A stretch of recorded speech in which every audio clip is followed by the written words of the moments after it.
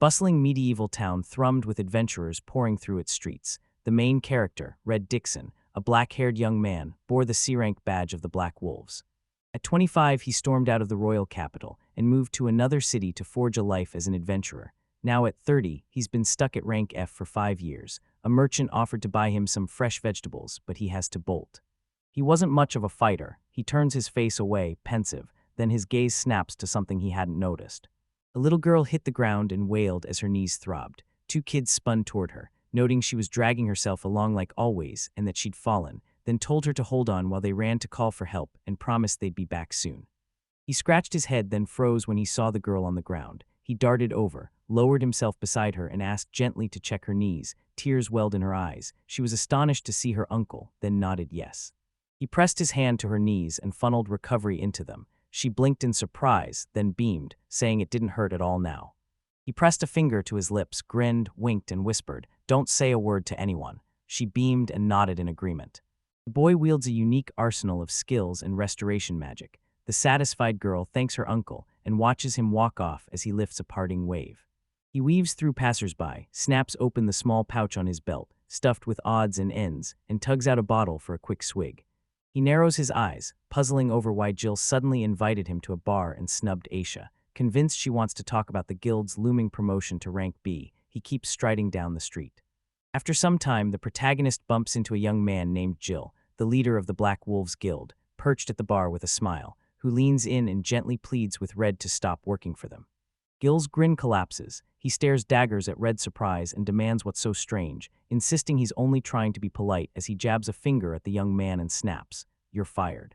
Rita shot to her feet and demanded of Gil how this could happen so suddenly, only for his interlocutor to snap that it wasn't sudden. The jet Black Wolves had clawed their way from rank C to rank B. He fires the question again, voice raw. "Did I hear that right? What does it mean?" Disbelief clawing at him. The guild leader slams the choice at him. "Judge for yourself. He can't shoulder ballast forever. It's dragging him under," and Red snaps, "You won't even be an assistant." Rage boils in her veins as Jill slams her mug down, sending a dark spray of drink splashing across the table. He glares at the man and snaps, "Do you understand we've been sharpening ourselves since we were young, since we were 20 like me? There's no rank that buys you help, so leave now and don't make a sound." They snatch back every gift, Red gaped, and Jill snaps that when you jump ranks, former B-rank guilds hand out gear to newcomers. He refuses to accept their equipment for the challenge. Rita begged them to wait, protesting that if he did he'd be powerless as a hero. Eyes fixed on Jill, she flashed a wide smile and asked again, "What hero?" His face twisted in disgust as he snarled he'd never become one and told him to go home to his farm and work there. Rita shot to his feet, stunned by the news, and smashed his hand down on the table. He slapped a palm to his chest and let out a heavy, ragged exhale. He bid Gil farewell. Gil sneered and spat that Red was useless. As he slips out, his now former guild leader keeps downing drinks amid booming laughter, crowing that without him they'll for sure sink to B rank. Gil's loud laughter booms while the bar worker thanks him for the visit and urges him to come again. The dejected young man slips away. Red trudges down the city's night street, each step weighted with sorrow. At the meeting, Linda spots him and calls his name. He reels in surprise, and their eyes lock. Linda, his girlfriend, gapes in shock and blurts, "You quit the Adventurers Guild." They freeze in the middle of the street as Linda declares he's no longer an adventurer and can no longer earn money. He nods his consent, and her expression shifts. She leans over, eyes drilling into him, and snaps, "I don't need you anymore, we're breaking up." He reels incredulous and demands again, "How can we break up?" She shakes her head and snaps a cutting insult straight at him. She flips her hair back, sneers, and snaps that any man without money isn't worth her attention. Dating him would be a total waste of her time. He stares at her, bewilderment flashing in his eyes, and snaps that she never used to think like that. He'd done everything for her. Was she with him only for his money? Linda tosses her hair and boasts that only rich men deserve a woman as gorgeous as her, and Rita shoots back that he only wanted to help because she owed money to her parents. She laughed, jabbed him with a grin, "You actually fell for that," then went quiet and confessed she hadn't seen her parents for many years. Shock and betrayal crashed into the young man when he realized the girl had lied to him, and he demanded, "Why did you do it?" Linda stormed up to the guy, locked eyes with him, and snapped, "Of course it's all about the money." She spun, flicked a quick wave to Red, and hurried off to her date, leaving the stunned young man, eyes wide, to choke out, "Who is she meeting?" She flashed her usual smile and said she preferred a man with money, because unlike that other guy, he was an adventurer, Red lunged to stop her, but she didn't even turn and snapped, "Don't ever talk to me again." He planted himself in place and kept shouting her name as she walked away. When she was gone, he turned, crushed, and trudged off. A new day cracks open, the sun blazing high as birds wheel past Red's window while he lies on his bed. Empty glass bottles clink on the floor with their last drops poured out across the boards.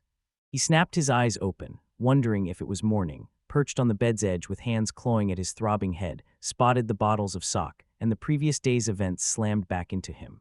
The faces of former guild leader Gil and ex-girlfriend Linda burst into his vision, laughing at him, and he cracks a grin, astonished he can still let himself laugh in a moment like this.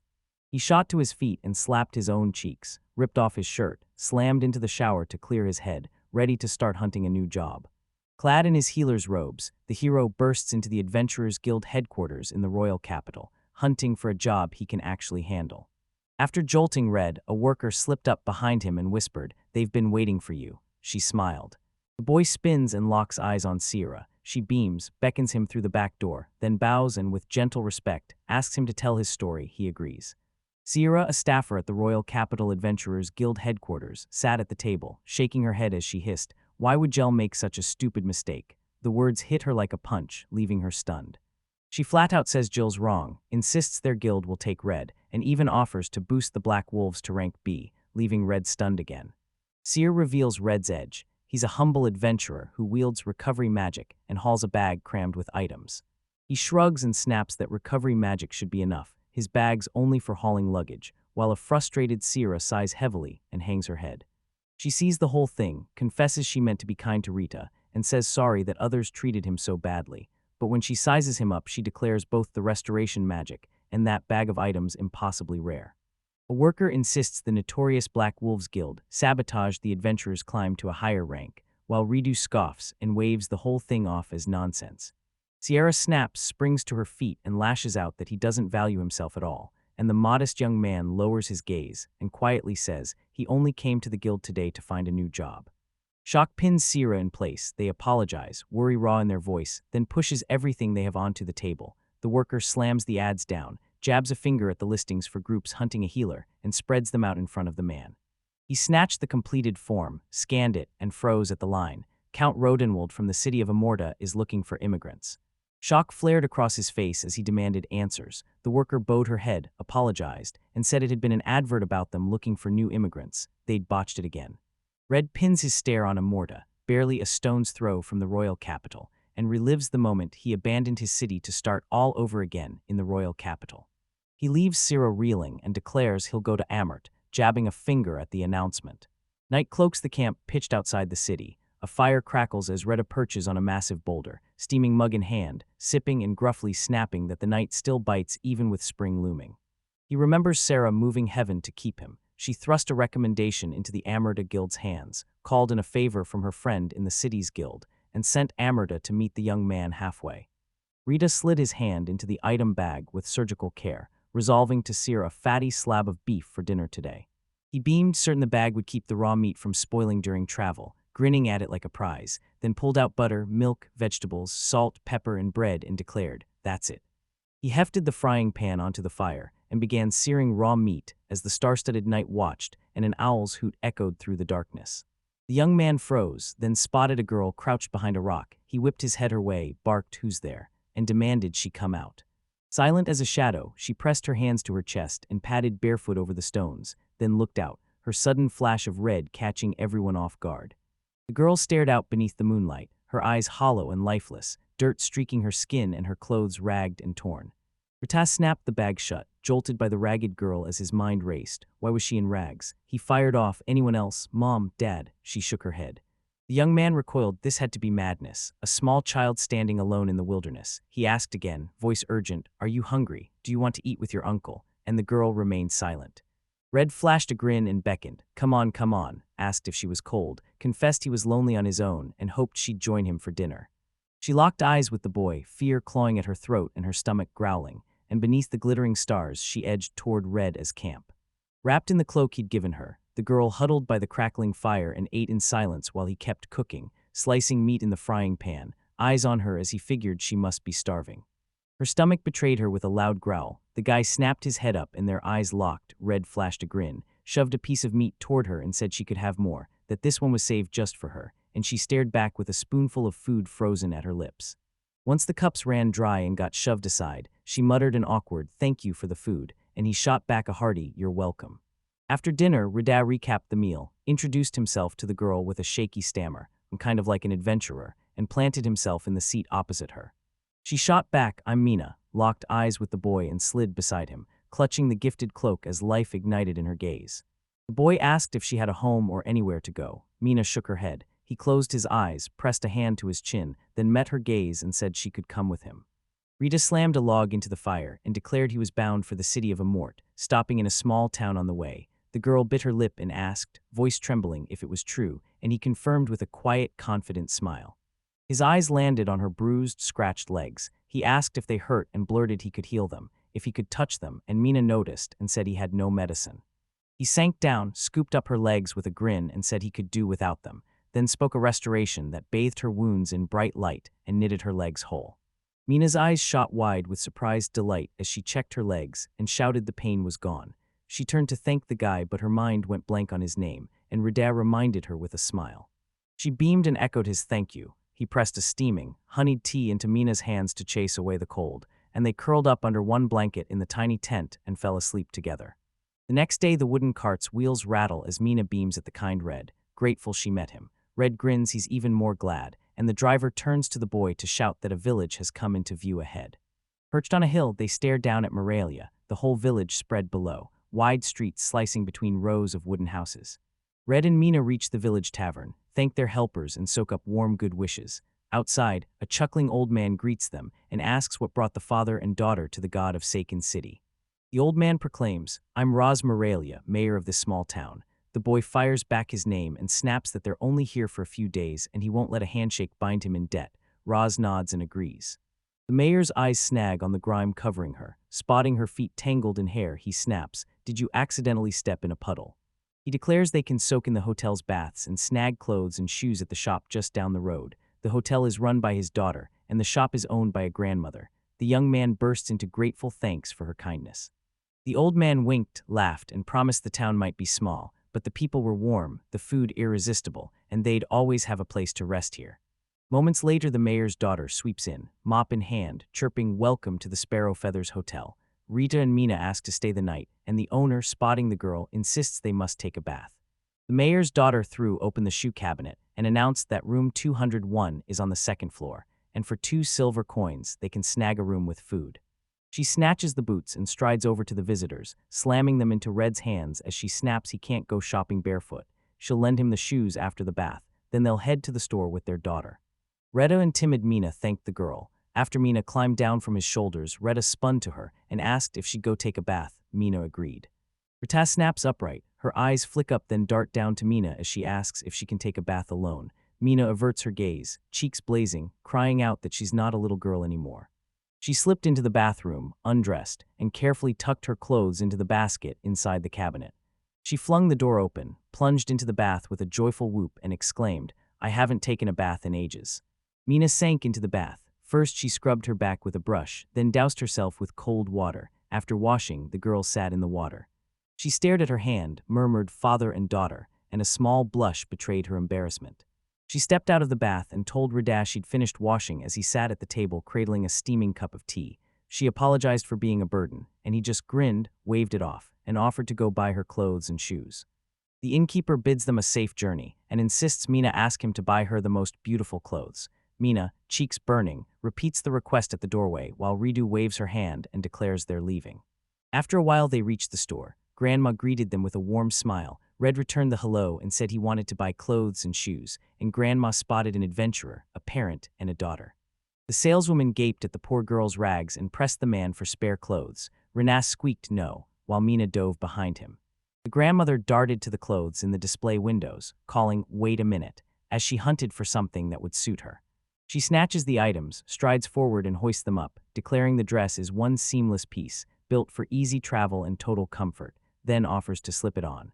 Mina yanked her things and bolted for the fitting room. Grandmother waited until she vanished, then whirled on Rada and demanded what was wrong. He shook his head and said he was hoping someone in town recognized the girl.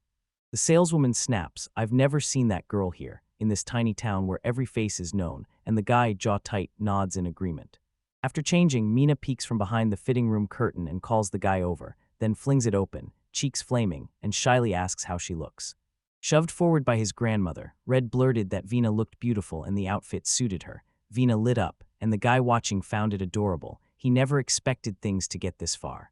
Grandmother beamed and asked Mina what she wanted to try on next. Mina blinked in surprise and asked again, and the saleswoman grinned, announcing Mina was a traveler. One outfit would never be enough.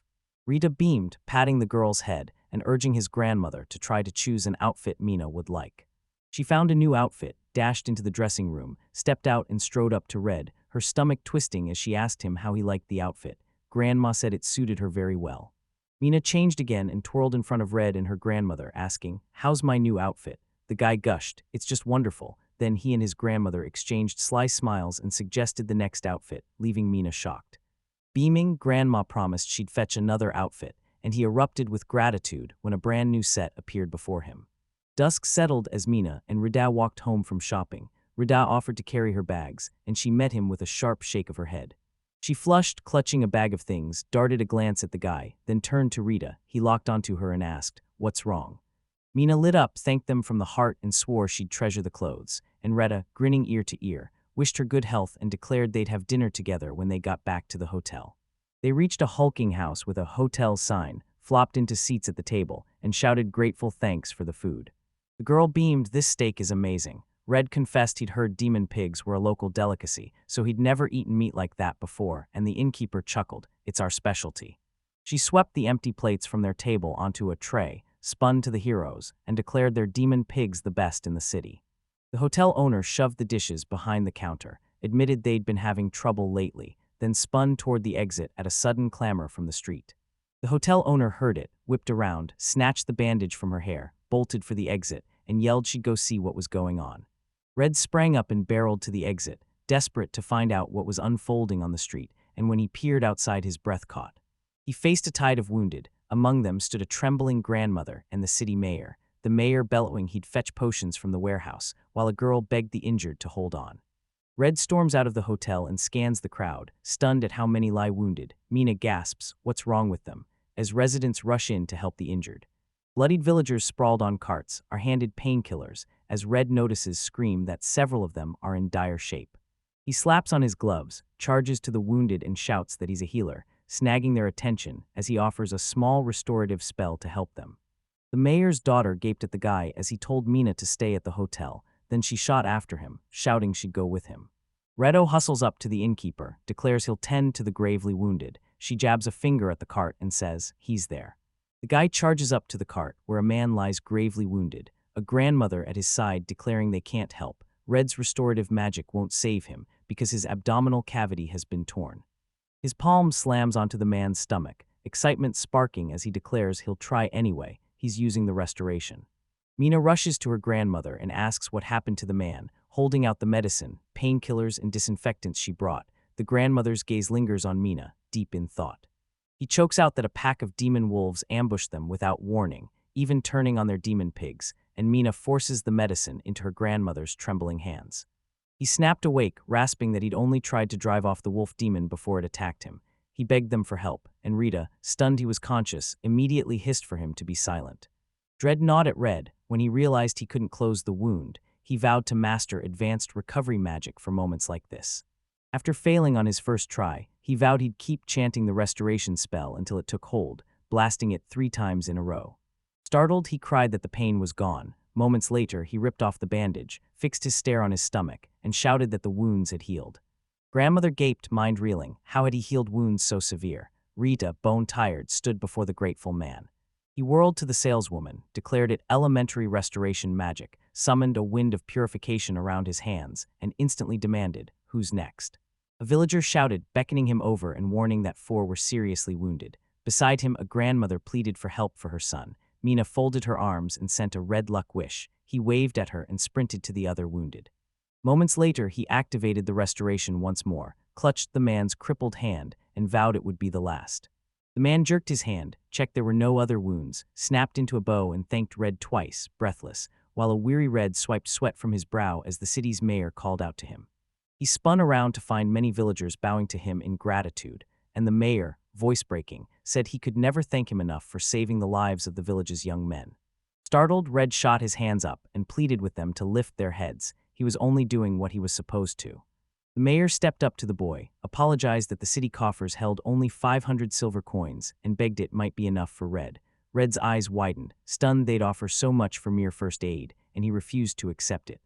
The mayor scoffed, asking if the man was joking. With so many wounded, even if it was first aid, he'd have slapped a price of 2,000 silver coins on that job. Shock knocked the breath from Red, and the saleswoman grandmother guessed he might be a priest or healer, then pressed him. Did he know how much they charge for treatment? He shoved a hand behind his head and laughed, confessing he always patched up little injuries without ever checking the cost. Mina hugged him, smiling. The innkeeper barked that recovery magic was a gift only a few possessed, brutally rare, and a magical cure would cost several times more than a potion. The mayor shook his head, voice rough. Healing someone at death's door is another matter. If Retta becomes our priest and healer, what will it cost?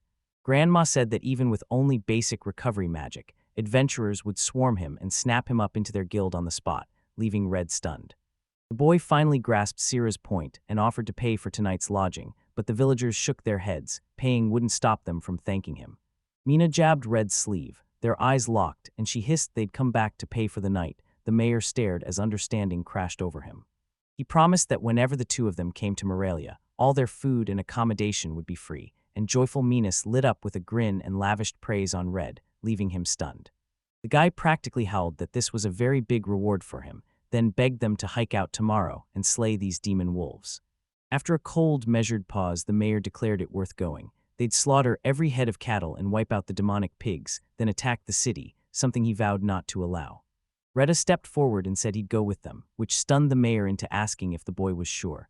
Retta stroked Mina's hair and said they were headed to the mart, and he couldn't risk her lashing out on the way.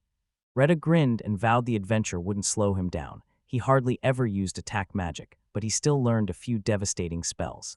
The mayor grinned and promised that a single burst of restoration magic would be enough to make everyone feel safe. Then he and Rita clasped hands, beaming at how glad they were to have met. After a while, he staggered back into his hotel room, stretched and confessed he was exhausted, and Mina, who'd pushed herself all day, noticed how refreshed he looked after the bath and thanked Rida in return. Dove under the blanket, the girl called out to Red. The guy snapped his head at her and asked, "What happened?" She burrowed the blanket up to her face and murmured that he was cool today. Rida's cheeks flared. He shoved a hand behind his head and muttered a sheepish thanks to Mina, then strode to the glowing sphere, pressed his palm to it, and told the girl it was time to go to bed. Snuffing out the glowing sphere, the boy whispered good night. The girl chimed sweet dreams, and they dove under the blankets. At dawn, a pack of armed youths filled the street, exchanging urgent whispers while birdsong wound through the air. The assembled Red strode out and greeted everyone. They urged him to command, and he thundered that the demonic wolves must be destroyed. Everyone agreed. Not far from the city, demonic wolves ambushed the squad. The warriors boxed the carts in and fought to protect them. Fifa, a magician with a massive leg wound, apologized. Her right leg was completely paralyzed, and the guy spun and saw the injury. Cursing and brandishing his sword, the warrior demanded why demonic wolves prowled so close to the town, then bellowed for everyone to hear that they must protect the employer and his carriage. Faith tore a strip of cloth and bound her leg to staunch the bleeding. The archer on the cart sneered that the fur was so tough arrows couldn't penetrate it at all, and the swordsman feared it would end badly if this continued. He whirls to the wounded girl and asks, "Can you use your magic now?" Gasping, Fifa rasps that she still can and calls to the fire spirit clutching her staff and spellbook. He lashes his staff, hurling a blazing firebolt and commanding the spirit of flame to incinerate his enemies into ash. A barrage of strikes battered the demon wolf. One smashed into its eye, but the beast still lived and fought on. Fafin's jaw clenches. One shot won't kill him, so he snaps back to the spirit of fire.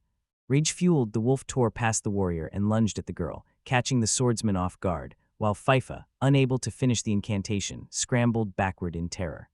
Red shoulder slams the wolf, knocking it off balance and cutting short its attack on the sorceress. The wolf crumples just feet away as the swordsman shouts, "Good job," and slashes his sword in a fierce arc. Captain Riggs rammed the sword into the immobilized demon wolf, killing it, as Red, clutching his shoulder, spun toward the warriors' roaring cheers lifting both him and Riggs. Captain Riggs tasks the fired-up fighters with wiping out the remaining demonic wolves, and they roar their agreement.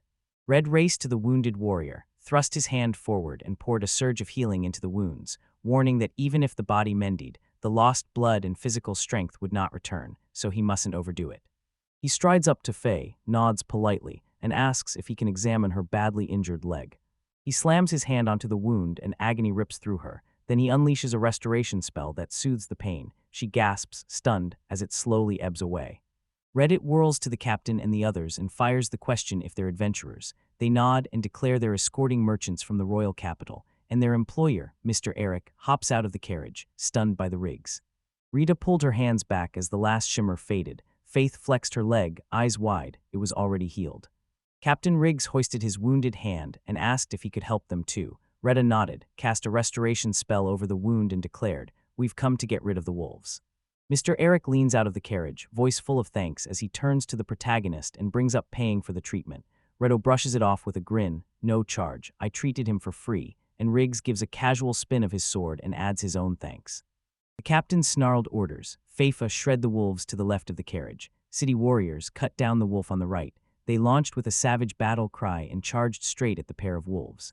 They unleash a thunderous battle cry, encircle each wolf in turn and strike. Swords flash, arrows fly, halberds cleave. The warrior resting next to Redis roared that if they kept this up, they'd obliterate the entire pack, so long as the hero keeps using restoration on the wounded.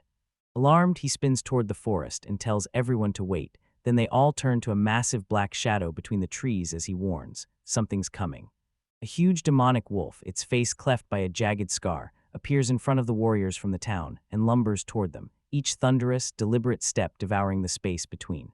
The boys gawk, blurting, "What is that?" His colossal frame steals their breath, and they instantly crown him leader of the pack. With a single whip of his tail, he blasts a warrior skyward, snapping his spear like a twig, then flings the others aside. The pack leader surges toward the cart, wild-eyed as he takes in the other demon wolves sprawled dead across the ground. The warrior snaps at Red to lock eyes with him, and Red concedes this demonic wolf is undeniably the leader of the pack. The pack's demonic leader snaps his maw wide and unleashes a thunderous howl into the air, sending the surrounding warriors reeling in terror, while Captain Riggs and FIFA begin to draw their weapons. The girl screams that he's heading straight for them as all the warriors brace, weapons raised and eyes fixed on his next move, and one of them plants himself in front of Rida, growling that, unreliable as he may be, he'll protect the main character. Rita slams open a spellbook and snaps there's nothing left to do, he has to act too. He centers his focus and summons a spirit of fire, ordering it to turn the enemy to ashes. The warrior glances over his shoulder, stunned, and Retta points her hand forward and screams a spell as searing firebolts tear out to strike the wolf pack's leader. Seeing the result, he roared, "I stopped the wolf," and instantly unleashed a storm of fire spears that skewered foes and turned them to ashes. Fiery spears impaled the wolf from snout to tail, hoisting it clear off the ground. The pack's fallen leader slams to the earth, lifeless, as the spears vanish right before the armed warrior's eyes. FIFA gasped, eyes wide. What was that? Captain Riggs went white, choking out whether it could truly be the original fire magic, its power staggering. The warrior who surged forward to shield Red slammed his sword down and exploded into praise for Red's magic. He'd never seen anything like it, and Red just shrugged, saying it's nothing special. He's an F rank but still an adventure magician. Captain Riggs roared not to relax. The leader is dead, but the demon wolves are still here. Fiva snapped, "What about the rest of the pack?" Rada stepped forward, vowed to join them to fight the remaining wolves, and asked someone to watch the carriage. In the village of Morelia, Amina, disguised as a cleaning lady with a mop, perched at the hotel table, heart pounding as she realized Rada still hadn't returned. Cradling a teacup, the grandmother at the table soothed the girl, promising her father would return safe and sound. Then the innkeeper shouted to the grandmother, who turns out to be her mother, and to Mina, "The younger ones in Rada have returned." Mina bolts out of the hotel, spots the mayor sitting nearby, sees kids cheering over their victory and merchant carts lining the street, yet her gaze pins on Red Up. Relief floods the happy girl, and she beams contentedly as Rada's gaze picks her out from the crowd of townspeople. Nina barreled toward Red. He flung his arms wide, and she launched herself into his embrace, joy exploding at his return. Night fell, they kindled a towering bonfire and threw a raucous feast to celebrate their hard-won victory over the pack of wolves. Retta, cradling a mug, says savoring a post-shift ale is pure bliss, and notes Mina's clearly enjoying herself. She's dancing with the innkeeper, a joyful smile lighting her face. The mayor barreled up to Rada and shot, "How do you like the holiday? Are you having fun?" And Rada grinned, "This banquet is wonderful."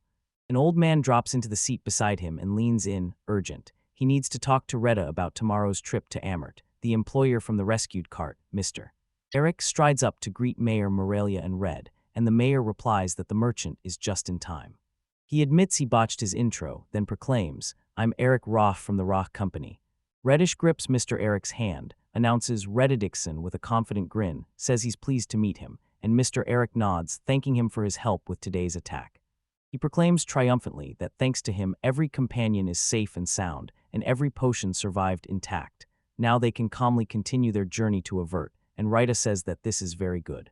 They watch Mina whirl, and the merchant fires a question at the protagonist. Will you take my daughter with you to Ammer? He offers them a ride in his carriage to the city. Rita bursts out, "It would be wonderful," and Mina calls out to him. He watches the girl clutching her grandmother's hand as Mina beckons him into the dance, and behind them the rest of the villagers spin and stomp in joyful rhythm. The innkeeper shoved Red in the back and yanked Mina by the hand, pleading for them to wait. He's hopeless at dancing. Mina snaps, "Just dance the best you can and hurry." Mayor Morelia and Mr. Eric stood shoulder to shoulder, chopping the air as they waved the boy off until tomorrow. Rida grabbed Mina's hand, and they burst into dance as the music roared, twirling together in a jubilant swirl of townspeople. Men slammed drums, plucked lutes, and blasted horns for them, the music erupting and driving everyone into a wild dance. He barked each step, 1, 2, 3. Mina laughed, and when he realized he was dancing like a bear, he shrugged and kept going, eyes locked on the happy girl before him. Tipsy, the young man's thoughts slam into Linda and his mood tanks. The innkeeper leans in, asking the hero what happened and why he's so gloomy. Retta, mortified at the title, begs them not to call him a hero. Mina burst into laughter at the scene. The hero locked eyes with her, asked why she was laughing, and realized he suddenly had something to think about. She blurts that it's because his face is flushed. He kept his eyes on her, wrestling with whether it's worth taking Mina. In Morelia no one knows her, and his journey ends in Amiata. Rita knows this doesn't mean the girl will run into her acquaintances in Ammer, and in Morelia she's making more and more friends. He locks eyes with her, calls out, grabs her hand and says, "Tomorrow we're going to Ammer." Mina beams, says it's good and that she's looking forward to it, and the young man relaxes into a calm smile, tossing his doubts aside. He plants himself before her, voice low. "Tomorrow's going to be brutal," he warns, urging they go to bed after this song. She agrees. The next morning, ready to leave, the protagonist clasped Mr. Erich's hand, thanked him, and Mr. Erich squeezed back, saying, "We must help each other in difficult times." The innkeeper and her mother bounded over to Mina with a warm basket, declaring the cookies they'd baked together were perfect for snacking on the road, and Mina thanked them. The townspeople and the mayor surrounded Rada to send him off, shouting that he must return and promising the town's doors would always be open to him. Seated in the carriage, Mr. Eric barked for the hero to leap aboard at once, no use stretching the farewell, and every villager turned out to see them off. As Retta and Mina set off on their journey, the whole village erupted in cheers, everyone yelling, "Be sure to come back." The residents always lit up to see them, the children cried they'd be waiting, and Retta and Mina waved goodbye. After leaving the city, Captain Riggs, squeezed beside them in the carriage, exhaled slowly and confessed it was still too early for their group to face the demonic wolves. Fifa beside them gave a solemn nod. He slumped, admitting that despite Rita's brutal recovery magic, he was still stuck at F rank, and Fife marveled at how devastating the attack magic was. Riggs hesitated, doubt clawing at him. He and Fafa were F ranks. Could they ever scrape up to E? Redia shot back with a grin, confident they're still young and if they push themselves hard enough, C and B won't be a dream. The swordsman flashes a grin and says it'll be good if that's true. At that moment, the archer calls out that things are getting worse and he'll need the leader's help. Captain Riggs locks eyes on Phaetho, voice brimming with confidence, as he declares it's time for them to get to work, and the mage girl nods, agreeing without hesitation. They vault out of the cart as Mr. Eric grins, "Keep this up and we'll be in Amart before evening," and Red's jaw drops, blurting, "Seriously, I heard this journey takes 2 days." The man says the old road used to shove you onto long detours, but now new bridges and roads are springing up everywhere, making getting around suddenly effortless. Red A's eyes shot wide as they declared Amart's development astonishing. Mina leaned in, curiosity sparking as she fixed her gaze on Red A. They pressed on toward the mountain, buoyed by good company, while Mina tore into delicious cookies from the basket the innkeeper had handed her. After a while, Reddit whirls to the cab driver, locks onto a towering wall ahead and cries she can see a city, and Mr. Eric blurts, "Is this a Mert?" A tide of workers pounds the outer wall into being, while the fledgling city barely rises. Scattered buildings dot vast stretches of bare earth and a lonely road. Mr. Eric grinned that the city brimmed with life, and Rita mused that meant plenty of work here, even for a non-adventurer. The man announces they're almost there, tells Mina to call Raha Company if they hit any problems, vows he'll settle the debt for the service, and Rida blurts out a question about the service and the surprise. Mr. Eric rapped his knuckles on the crates of goods and declared he meant the demonic wolves they'd destroyed. Thanks to that, they can now trade without a single worry. Pour out a heartfelt thanksome for letting him ride in Mr. Eric's carriage, and contact her if any difficulties flare up. He spots Mina go silent and doze off, her head resting against the young man. He laughs, grinning as he teases that their chat must have bored her to sleep. Rida vaults from the wagon to thank them as a man announces they're headed for the merchant gate. Captain Riggs and FIFA clasp the heroes' hands, bid them farewell, and propose that if fate ever reunites them, they should embark on a mission together. Rita and Mina locked eyes as the guy beckoned them into the murt. They clasped hands and stepped through the gate. In front of Red and Mina, a wide street unfurls between 2- and 3-story houses, people streaming and carts rattling past as the hero pores over a map, with the girl's hand locked in his. After a long trek, the protagonist finally reaches the Amur branch of the Adventurers Guild, where Millet, a lively guild employee, beams a warm welcome at the heroes and asks how she can help. Red flashes a grin at the girl and declares he'll move here and register with the guild. The guild clerk repeats the question, then politely beckons them to the far table. Seated at a distant table, Red and Mina are handed a guild contact form. The hero snatches a pen, scrawls Red Dixon in the name field, then jabs the paper toward Mina. She has to fill one out too. He scribbles the answer into the field for the girl sitting beside him. She reads Mina Dixon while her eyes lock onto his every move. Rada locks onto the girl and apologizes for holding back, pleading she won't mind. Mina lowers her head, shakes her head no, then smiles warmly. Everything's fine, she's grateful. Slide into the next field and state the purpose of the move. The hero thinks no, desperately hopes that his relatives will show up, then jot down the reason and ask the guild about it later. He plunged his hand into the pouch on his belt, a memory snapping into place, yanked out a folded letter, and declared it a recommendation from the Royal Headquarters Guild. The worker accepted the letter and asked to see it. Millet, breathless and wide-eyed, blurted that it wasn't a letter of recommendation. Red's jaw dropped, shock battering him. She reveals it's not a letter of recommendation. It's a recommendation from Sarah. Mina's worry spikes, and she asks if something's wrong, and the employee says it's even better than a regular letter of recommendation. He snatches the letter and blurts if it really says Mr. Dixon can use healing magic. He'd figured Dixon earned coin at the Healers Guild. Reads it, and it confirms the claim, but with a catch: only restoration. The worker springs to her feet, shouting that even the simple power to use healing magic, just restoration, is priceless and begging for the request to be rushed through, and Retta demands to know what the request is. The hero refuses, politely begging for a moment. He doesn't even know where he'll stay with Mina today, but Millet shoots back that the guild partners with an inn, so the heroes can crash there. The employee announces the guild will bankroll the inn and grant them free access to the guild's grim wars. Reddit floods the thread with gratitude. Calm now, Millet locks eyes with the hero and asks if he will finally accept their application. Reddit throws a hand behind her head and says it's just healing magic replacing the potion. The worker bows, relieved, and thanks her, saying there's no problem.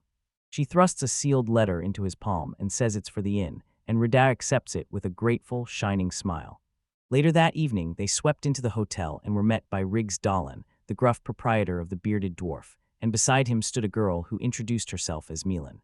Red grips Riggs' hand, reintroduces himself and timid Mina, admits she's a bit shy, and says he hopes Milan will befriend her. They beamed and clasped hands as Milling leaned in to ask if she lived in this city, and whether Mina would be her friend. Mina flushed and shyly agreed. The innkeeper beams that his girl's taken a shine to Red's daughter, and they're having a blast. Then Red squirms and blurts that Mina isn't his daughter, leaving Riggs stunned. Riggs Dahlan smirks and says an adventurer's life can flip in an instant, anything can happen, and he refuses to go into details, because if she's under Rita's protection, then so be it. He snaps that the room's shared and urges them to grab a vacant one instead. Red declares he has no more questions and thanks them warmly for their hospitality. The Bearded Dwarf's owner beams, happy to help, and says since they'll be living under the same roof, they should treat them like family. Riggs told his daughter to usher the guests to their room and not to forget the bathroom or toilet.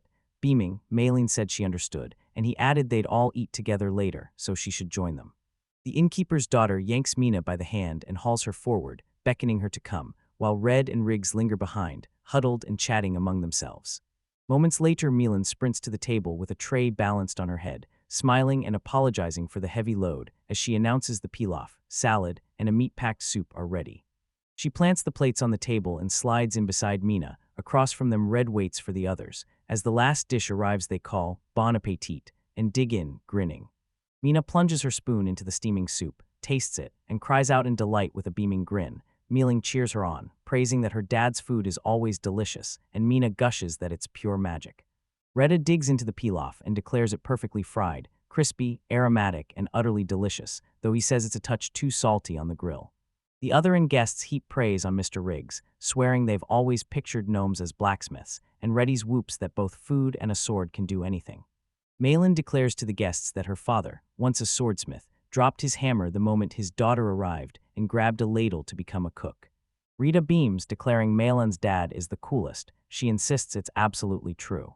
The heroes tumbled back into their room. A man chimed that the owner's daughter was a bubbly little child. Mina laughed and agreed they'd become friends a bit, and the young man grinned. Good, he said, since they'd be here for some time. A soft knock raps the door. They whirl and demand, "Who's there?" In a blink, Mailing slips inside, smiling as she invites Mina to the bathroom. Mina and Milan dart into a special room together, and Mina tenderly washes her new friend's hair. She twists her hair into a tight bun and snaps, "Is the innkeeper's wife here?" Mailing laughs and says that, despite this, she still has a blast doing things with her father every day. He turns to the heroine, eyes sharp, and says, "Sometimes things get strange. No, it's more that guests keep causing trouble." She explodes into view, shouting that her father then does this. He strikes a smiling, heroic pose. She crosses her arms over her chest and declares her friend's father is just as good. Mina beams and says Retta truly is a kind, good man. They clasp hands, drop to their knees beaming, and one of them yelps with giddy hope that their fathers will get along so well they'll end up taking baths and washing clothes together. Rita winced at the girl's chatter and whispered that Melon was going a bit overboard. The next day, just outside the city, people are raising the forest while Red clasps the wounded hand and pours his restoration magic into it. The Amore adventurer's text gasped in disbelief, shouting that he was amazed. Red had healed 3 people with serious wounds. He admits he'd been burning to know what kind of guy Red was, and Red proves to be a good man. He's taking on an assignment with a child. He apologizes, saying he only arrived in Ammer yesterday, so he can't leave her alone. Tex tousled the girl's hair and grinned, "You've got a good father, young lady," and Mina thanked him, calling the adventurer uncle. He pulled a sorrowful face and begged the young lady to take it easy, pleading she at least call him big brother, he's only 40, while the warriors nearby laughed that he's old enough to be uncle and really looks like a grandfather. Tex slung an arm around the main character and shot at Mina. "Am I your uncle too?" Mina, blindsided, froze and hesitated. She grinned and shot it down. "Ridaz, Rida, not an uncle." Rida burst into laughter and thanked her. After a beat, the men lock their stares on the protagonist. Bewildered, he asks what they want, and the adventurer says he's leaving the rest to him, slaps Red on the back, and Red, finally understanding, spins into the task. He burst out, "Wait, what exactly do you want me to do?" And the man flashed a smile, saying, "Just try, do something with magic." Rita locked eyes with the adventurers and clarified they wanted him to fell trees in the forest, asking how they pictured it. He paused, decided it was worth a shot, and Tex said if he had any ideas to go ahead and try them. He gave a sharp nod, snapped, "Don't come any closer," then whirled to face the spirit of the wind. He zeroed in, forced the invisible blades to dance and scatter in every direction below, then bellowed, cutting blades of wind. Red unleashed a spell and the trees thundered down, their trunks cleaved at the base. Everyone froze in shock. Red admitted it hit far stronger than he'd expected, and Mina, shoved to the back with the others, couldn't help whispering, "That's so cool." Tix, eyes wide and heart pounding, bellowed that he'd obviously asked for help. He'd never imagined it would go this far. The other men erupted, dumbstruck that this was supposedly entry-level windblade magic. They ranted that red windblades were leagues above, warned they'd be out of work at this rate, and might as well grab axes and become lumberjacks. Red rubbed the back of his head awkwardly and admitted he'd been on a roll lately, and Text fired off, "If magic scales with raw magical power, exactly how much does the hero possess?" Text snapped a nod and barked that enough talk. Work waited. He eyed the cut wood, suggested loading it into a cart, and pointed out that with about 30 of them, the felling had been much faster. Rita thrust his hand forward and fired the binding chain spell, snaring every piece of cut wood on the ground and cinching them into tight bundles. He whipped around to the others and announced he had a special box for things. The protagonist ripped open storage magic, and every wooden chain and log surged into his belt bag, stripping the forest of timber and leaving only stumps. Gasps ripped through the crowd again, and the adventurer's notice declared the young man a jack of all trades. Mina stood with the crowd, eyes locked on Red as he laughed and chatted with everyone, and it hit her how truly good he was. She smiled, remembering that when they first met she'd found him terrifying and kept her guard up, but she quickly realized he wasn't, and though she'd only given her name, he still treated her with kindness. Rita had always tended to her, kindness blazing in every gesture. He was nothing like any healer she'd ever known. The men in front of her were shouting they'd leave earlier than planned, pack up their things, harness the horses, and ride home. Healer Minamit rattled on about money, while Reddit focused on the people he'd healed. The guy vowed he'd go help the others, and asked Minam to wait. Mina flashed a bright smile, waved Red back, and urged him to come back soon as her heart swelled with how lucky she'd been to meet a man like him. She knew he'd rattled Mrs. Millet at the guild and cornered Mr. Riggs at the inn, grilling them about her family. She stared up at the moon in silence, picturing her family and bracing for the fallout if Frida learned the truth about her. She pictures his face gone ashen, thinks he'll never smile at her again, imagines him calling her terrible and walking away, and inside her heart a raw scream pleads that she doesn't want this. Redu flashes a grin, waves her over, and calls her home. Everyone else has already gathered and hitched the horses to the carts. She flashes a smile, nods, and says she's already on her way, then it hits her. She wants to stay with him. Hours later, they burst into the bustling city of Ammerta, while a cloaked, hooded figure loomed on the rooftops, tracking their every move. Perched on the roof, a girl's dirt-streaked, scraped face peeks from under her hood as she clamps a hand to the rim and locks a cold, unblinking gaze on the main characters below. After some time on a new mission, two monsters lie slain on the ground. A cart lies splintered with wounded people huddled nearby, and Redab bends over them, pouring restoration magic into the injured. The healed warrior hauled himself upright, clapped a trembling hand on Red Dixon's shoulder and thanked her. His sister had told him about her restoration spell, but seeing it with his own eyes convinced him she was incredible. He'd been sure he was going to die. Redab's eyes shot open as he scrambled to figure which sister she meant. Then he lifted her hand and set it against her face. He frames his eyes with his hands, flicks his fingers into makeshift glasses and barks at the hero to look. Rita's gaze snaps to him, and she knows at once. It's Millet's employee from the Ammer branch of the guild, and he really does look like her sister. The young man stares at the demon's corpse and chokes out, "I never thought a monster this huge could appear here. It's only an hour from the city," while the warrior snorts that he usually only spots small animals. Mina storms up to the chattering boys and snaps that their sighting of demonic wolves in Morelia has painted a target on her back. Excitement crackled in her until nerves seized her, and the warrior went silent, chewing on her words. Then she blurted that maybe the animals were fighting for territory. The group scans the crowd. Redas snaps, "What do we do about this?" And the warrior declares they must mend the cart, so they'll stay here tonight and set out for Amert at dawn. Reda swore he and Mina would be back before dusk. The warrior snapped a warning to be careful. They sealed it with a firm handshake, and the protagonist and the girl left, calling goodbye to the whole group who decided to stay the night. Reda and Mina swept into town hand in hand, wind teasing them, leaves rustling and birds chirping. Exhausted from his errand, Reda let loose a huge yawn that snagged Mina's attention, and she asked if he was okay and wanted to sleep.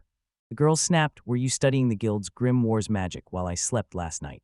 Rita shrugged and said he'd crashed before things turned dangerous, so everything was fine, and he was quietly grateful she'd worried about him. A thunderous crash ripped out of the forest, birds blasted into the sky, the heroes snapped to attention, and Mina cried, "What was that?" She spotted it, jabbed a finger at a narrow path, and turning to Rada, announced there was a small trail. He resolved to find out and said they should see how things were. If it proved dangerous, they'd return immediately, and Mina said she understood. Striding down the path, the heroes skidded to a stop at the sight of several monster corpses strewn across the ground and a lone cart half hidden in the trees. He sprinted up, shouted, "Are you okay?" and instantly declared he was an adventurer from Amert. Then a closer look revealed they were elves, and his jaw dropped at how close they stood to where people lived. The elf snapped up his bow, notched an arrow in a heartbeat, and barked at the man, "Stop, don't come any closer." Rita shot his hands up, palms open to show he meant no harm, barked, "Wait, I won't hurt you," while bracing himself, expecting elves to loathe humans but stunned at how impossibly careful they were. Rada spots a wounded elf child lying on a nearby elf's lap, and concern blazing, asks if he's okay. The bow-wielding elf snaps back, voice like steel, "This is our problem, we'll handle it ourselves." Mina roared that the child was writhing in pain, and Reda says he can heal them with restoration magic. The man snaps that they trust no one. Reda, hands rigid at her sides, implores them to believe he can cure her if they let him examine the child. The elf beside her choked out through tears that she's grateful they're trying to help, but the elf boy's been poisoned by a ruby tiger's fangs, and ordinary restoration, magic can't touch that venom. Riddish bellows that if it's poison he'll purge it with a detox spell, and hope explodes in the elf's eyes. She lunges at her husband, halting his shot and begging the protagonist to heal her son, while the archer snaps Edith, and refuses.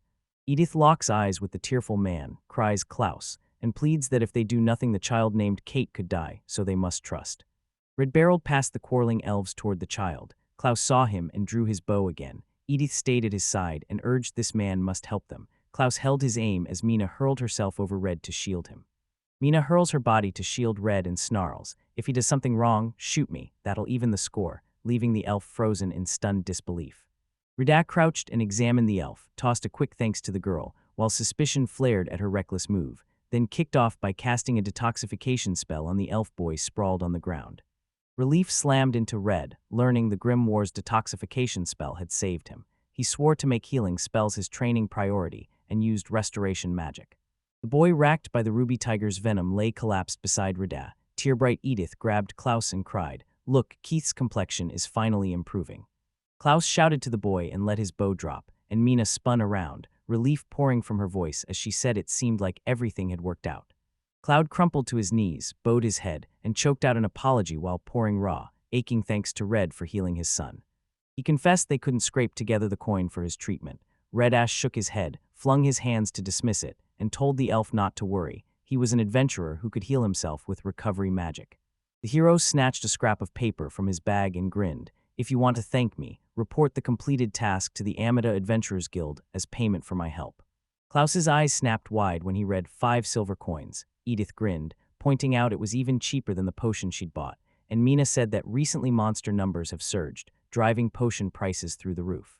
Radad demanded to know why they were turning to people for a potion when the elves possessed a miracle cure he'd heard utterly outperformed any ordinary potion. The elves shook their heads and declared the miracle cure gone. Red demanded why. Klaus snarled it was the dragon's doing, and the protagonist's jaw dropped. Klaus warned a black dragon had recently swooped into the outskirts and kept hammering their settlement. Edith said their warriors fought it and drove it off, but the damage was devastating. They've burned through every last vial of miracle medicine. Even now warriors stagger, cradling raw wounds, and if he strikes again, they'll be forced to abandon the village. Nina snapped her gaze to him, worry carved into her face. Red patted her head with a soothing grin, then he turned to Klaus and asked if he could go with them to the village, convinced his restoration magic would help. Edith locked eyes with the elf. Klaus declared he'd be a huge help to them. Red stepped forward and introduced himself, and the elf vowed to win over the whole village, begging fiercely for help to heal their warriors. Heath snapped awake as the carriage pitched and rolled, his body shockingly unhurt. He convinced himself he'd died and ripped his eyes open. Mina, sitting right beside him, zeroed in and asked, "Are you okay?" The simple question slammed into the elf boy, leaving him utterly stunned. Worry clawing at her, she pressed, "Are you still in pain? Is everything okay?" Keith confirmed it, and she instantly lit up, folding her hands in front of her. She beamed that she was happy for him. Keith's mind snapped into overdrive as he tried to piece together how this happened, stunned, because the last thing he remembered was standing with his mom and dad, their hands clamped over their ears as they bought a potion in the human city. As they returned, a ruby tiger lunged at him, sank its fangs into him, and slammed him into the dirt beneath its massive bulk. Now he gapes as an angel appears before him, shoving a towel into his hands, while some guy slumps at her side, totally irrelevant, and his parents realize the boy has woken. He sprang to his feet, pressed a towel to his forehead, and found his voice. Mina asked what he wanted to say, and the elf, cheeks blazing, said his name was Keith, thanked her for her concern, and Mina introduced herself, smiling that she was glad to meet him. Kate burst forward, eyes shining, urgently asking where the girl was from. The girl fumbled and awkwardly answered Ammer, and the elf immediately shot up, grinning, "I was there just recently too." He burst out, telling everyone his mother feeds the army, and his father wields a sword more than a bow, his feverish excitement stunning the crowd. Redon gapes as the tree splits wide, hurling branches aside to open a clear path for the carriage, shock exploding through him. Mina's breath catches as the carriage roars past. The trees snap back into their old places, and the road vanishes. Kate's eyes stay glued to the girl. The carriage screeched to a halt in the heart of the forest. Mino's eyes snapped wide. He scanned the trees and demanded, why did they stop? Radiant and full of life, Keith declared this place was for elves only and jabbed a finger toward the side. A massive magic circle blazed to life right beneath the carriage as the elf shouted, "It's an ancient portal." They vanished in a heartbeat and reappeared beneath a merciless night sky, surrounded by charred, splintered trees. The heroes froze, stunned to find ruined treehouses clinging to the branches and wreckage at the edge. This was the elves' settlement. Mina clutched her chest, grief flaring as she scanned the devastation and whispered, "This is terrible." They stood before a towering tree, its roots carved into an arch that opened to the gate. Klaus pressed Retta to begin healing the warriors at once, and the young man agreed. This was exactly why he'd come. An elf's eyes went wide when Klaus returned unscathed. The elf beside him shouted that a human stood at Klaus's side, and the elves surged forward with bows raised, demanding to know what he and the human were doing. The heroes vaulted off the cart and sprinted for the tree. The elves snapped their bows taut, leveled arrow tips at the humans, and demanded who'd given Klaus permission to bring humans into their settlement. Klaus bellows for everyone else to listen, then reveals that Red can wield healing magic and that he snatched their son back from the jaws of death when a monster attacked him on the way.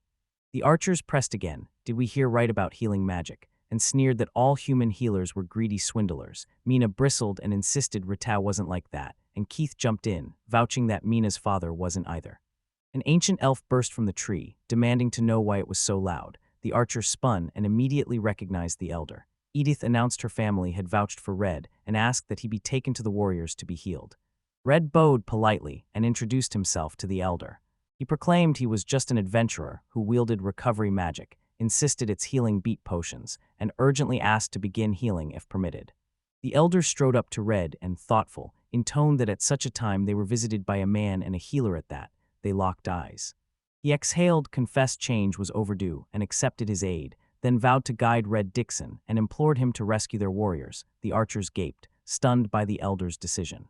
Rida and Mina burst into the tree and are met by wounded elves sprawled across massive leaves. The elder's voice cracks with relief. "We're lucky. Thanks to Hildegard, no one died." Mina locked eyes with the elder and demanded, "Who is Hildegard?" The elder's voice went cold as he declared her the village's greatest warrior. No one could match her magical power. Her leadership alone felled the dragon, and Retta pictured the elves erupting into wild, joyous celebration. To save everyone, she swallowed the dragon's blazing breath whole. Proud as a warrior and knowing potions only bought a few stolen breaths, she refused them and pressed the cures into her comrades' hands. Redden couldn't hide his awe for Hildegard, the settlement's fiercest warrior, and the elder grimly admitted her body was ravaged from head to toe. He couldn't mend her completely, but if he could even dull that agony, he'd be ecstatic. Wrights clenched his jaw and vowed he'd give it his all. The elder jabbed a finger at the door and announced she waited behind the curtain. Then he leaned in with the others and asked Hildegard if they could enter. Two warriors stood at her side, having just wrapped the final bandages around her body, gaping at her sudden arrival. Redo's breath hitched when he spotted a gravely wounded girl collapsed on a massive tree leaf. Shock slammed into him. She was the settlement's best warrior. She funneled heel into guard, cracked an eye open, and swung her gaze to the elder. He snapped for her to stay down. Rage flared as she hauled herself into a sitting position with a painful grunt and demanded the elder explain why that man had come to her. The elder snapped that all was well. He'd summoned them himself, knowing the young man could wield restoration magic. He announced he was Rita Dixon, strode up to Hildegard, who recoiled in agony and begged him not to touch her, then slid on gloves, vowed to heal her, and pressed his gloved hands to the elf's wounds. After casting a restoration spell, the girl screamed that she couldn't move, her body frozen in panic, and the guy snapped he'd listen to all the complaints later. People around her watched, worry written on their faces, as she screamed for them to let go and leave her alone. Redia pleaded with her to move or the wounds would tear open. She kept begging not to be touched, and the man insisted that unless he touched her, he couldn't heal her. She launched a savage kick into his gut as Reed sneered, "How long can you keep resisting?" Sent sprawling by the kick, Red crashed to the floor and raked a hand over the back of his head, and Hildegard hauled herself upright from a giant leaf on the tree. The bandages fell from her like shed skin, and those around her gaped as Madame Hildegard's wounds vanished, the burns erased without a trace. She locked eyes with the man and asked if she got his name right, then loomed over him and hissed that her flesh had melted away until even her bones showed, and he had figured out who he was so easily. Rita cut them off, it didn't matter anymore. At first he had urged Hildegard to cover herself, and the girls burned crimson as the truth hit them. The boy and the elder turned away, and she snapped for every man to clear the room immediately. They rubbed their heads awkwardly and confessed they'd been kicked out. The elder stepped forward with heartfelt thanks for the healing. Red waved it off, insisting it was nothing and that he was just glad she was okay. He whipped around, roaring that magic still surged through him, and he'd race off to heal the other wounded.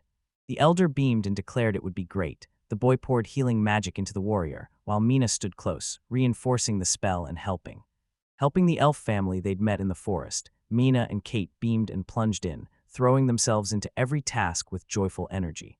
Minutes later, every place the wounded had been lay empty. The elder gaped, there'd been 50 of them, and Retta growled, "I'm damn tired." He said he'd been on a roll lately. His magical power seemed to be swelling, like a vessel's lid popping open as power began to spill out of the young man. Klaus strode up to the heroes and told the elder that every potion had been hauled into the warehouse, and the elder clasped the archer's shoulder, thanking him for his work. Klaus crowed to Retta that thanks to him they'd kept every potion they'd bought, and Retta's grin lit up the room.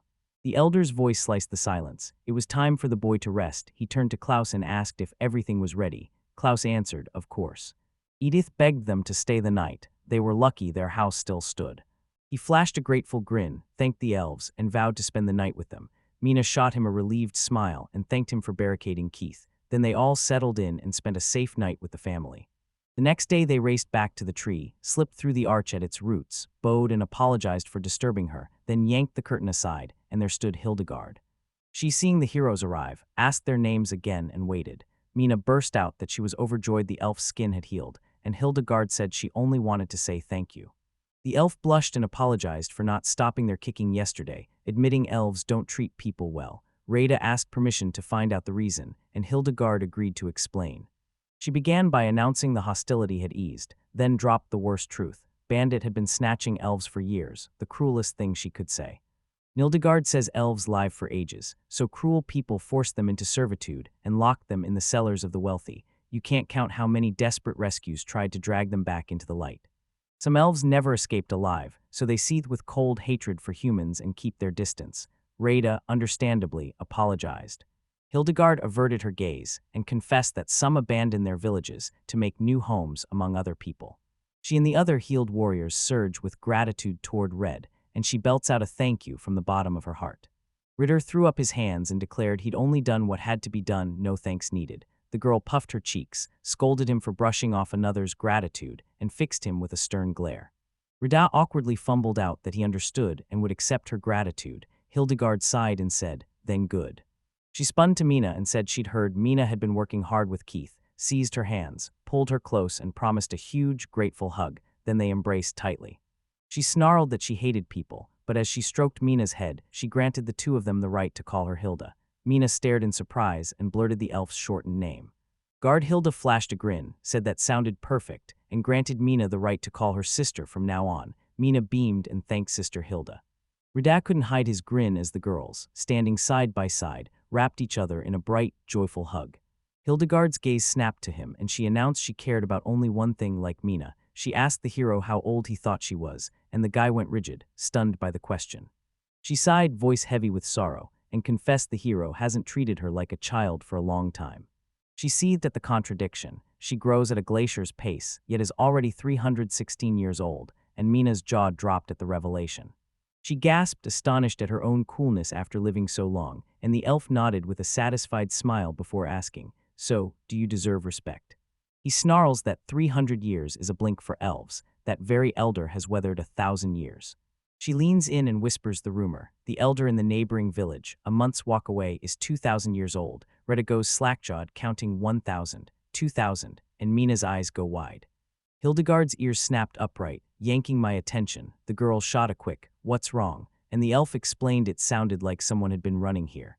Rada asked again, his gaze snapping to the entrance curtain, and Hildegard dared to hope the newcomer didn't bring bad news.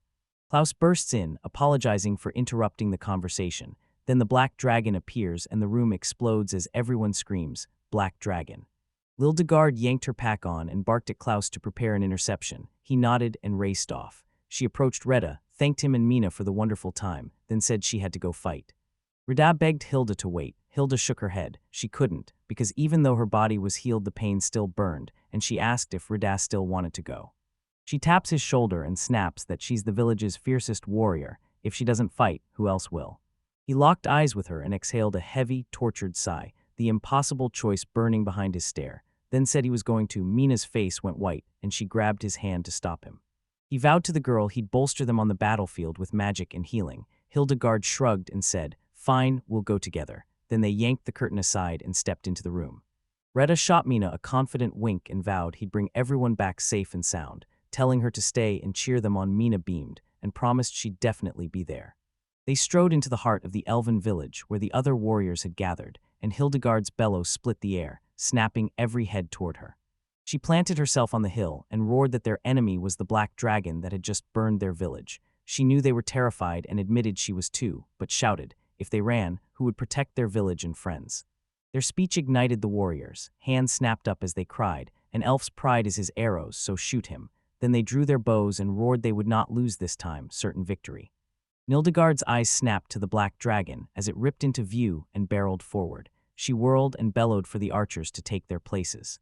The black dragon swooped in and hovered over the village, watching from high above. He picked out the armed elven army with deadly clarity, and Retta Dixon, the protagonist, gaped up from below, stunned by the dragon's colossal bulk. Moments later, the black dragon hovered right above the village. Archers leapt into perches carved into the tree trunks, shouted the battle had begun, and unleashed a storm of arrows at it. A hail of arrows slammed into the dragon, leaving it gravely wounded, and its wings riddled with holes. A raw scream ripped from him as arrows punched through his flesh. He flung his wings wide and clawed at the shafts, desperate to wrench them free. Hildegard bellowed from below, screaming for everyone to keep firing at him as she rained shots back herself.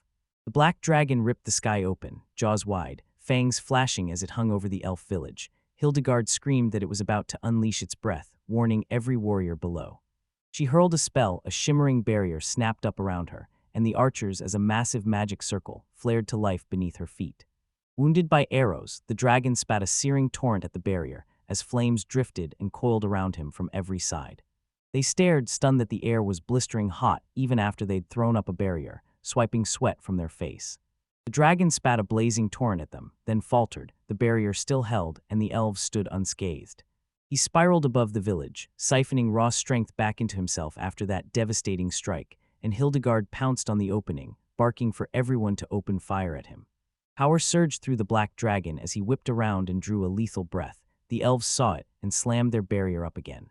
Rita, helping feed the spell, snapped at the group's best warrior. "How many more times do we have to repeat this before it's finally over?" The elf met Rida's eyes and apologized for dragging a human into this mess. Rito shrugged it off. He'd suggested it, and the elves beside them were already shoving fresh arrows back into their quivers. Hildegard's smile blazed as she locked eyes with Red and declared she was still incredibly glad he was here, her precious healer. She declared that once they felled the black dragon, they'd sweep up every village's reward and send it straight to him, and Redden grinned that being an adventurer was the life. He couldn't wait. Lilligart roared a fresh command. The dragon's breath was on its last gasp. "Get ready," and at his order the elves opened fire once more, loosing a storm of arrows as the beast rallied, regaining strength after its blast. Retta's gaze snapped to the black dragon, its scales studded with a swarm of arrows and marked by the damage they'd caused. Thrill and dread warred across his face as he gauged whether they could actually take him down. He snapped his eyes shut, curled his hand into a tight fist, and shoved the thought away. If he let it linger, they'd crush him. The black dragon blasted a wave of searing breath. Ridu swiped sweat from his brow and declared it hot steam, then channeled restoration magic on the elf girl. He spun and bellowed, anyone burned. He figured the scorching came from the hot air itself, not necessarily from being directly breathed on. No wonder so many lay wounded. The black dragon lay spent after blasting his breath, smoke pouring from his jaws. Hilda's declared everything was fine and that he was exhausted, then barked for everyone to knock their bows and unleash the attack. A storm of arrows screamed at the dragon. He twisted through the hail, dodging every shot, until one slammed into his neck. Hilda smiled and said they'd clearly provoked the dragon. He hadn't even noticed how battered his wings were. He was just an ordinary lizard, and the boy asked about the wings. He whipped his gaze to them and barked that the wing membranes were shredded. The elf's plan snapped into place, and he couldn't believe he was still flying. The boy's eyes snapped to the dragon as it sucked in a massive breath and its belly ballooned, and Red blurted, "What is it doing?" Klaus barked for the boy to yank his hands in. "It's the dragon's hidden weapon." Hilda screamed that a fireball was charging at them and hurled orders for the elves to raise the barrier. The dragon ripped its jaws open, its fangs cracking like thunder. Then it unleashed a brutal volley that spat a blazing fireball. Mina sat inside, helping sort the grass, when the house suddenly lurched and everything inside shuddered. Mina's heart slammed and she gasped, "What is that?" as the elf boy pointed at the thunderous roar and trembling ground, then steadied her with a fierce promise. "Don't be afraid, I can protect you." The girl strode up to Mina, smoothed her hair, and reassured her everything was fine. Mr. Rita stood beside Mrs. Hildegard and Klaus. She smiled and pressed, "Why aren't the children praying for us?" The children agreed, bowed their heads and began to pray, and Nina's heart clenched into a desperate wish for Red to return alive. Right then the dragon's fireball slammed into the barrier. Hild barked at the elf to raise the second one, shouting they had to use both barriers to shove the blaze back. Red rubbed his hands and grinned. He'd healed the wounded and would pour his magic into the barrier to hold it up. Cloud grinned and declared things were going great. They actually had a chance. The other male elf snapped that they could push him away. Red's eyes snapped to the dragon, his belly ballooning, and he barked at Hilda to look. She screamed he'd fire a second shot as the black dragon prepared to burn them all, even if it cost him his life. The black dragon unleashed a fireball again. Its fangs snapped clean off. Hilda bellowed that no dragon was so crazy, and the beast spat another fireball.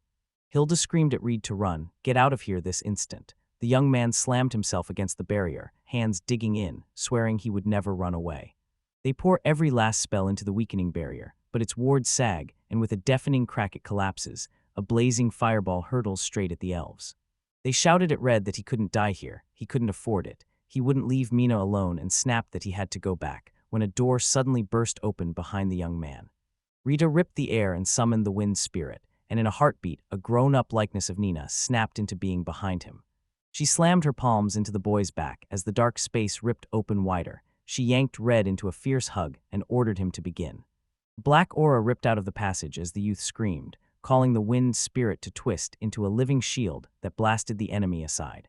A sudden gale slammed around the elves. Hildo flinched, his voice cracking as he asked what it was, while Rena exhaled, feeling a weight lift from his heart as if a shutter had been ripped away.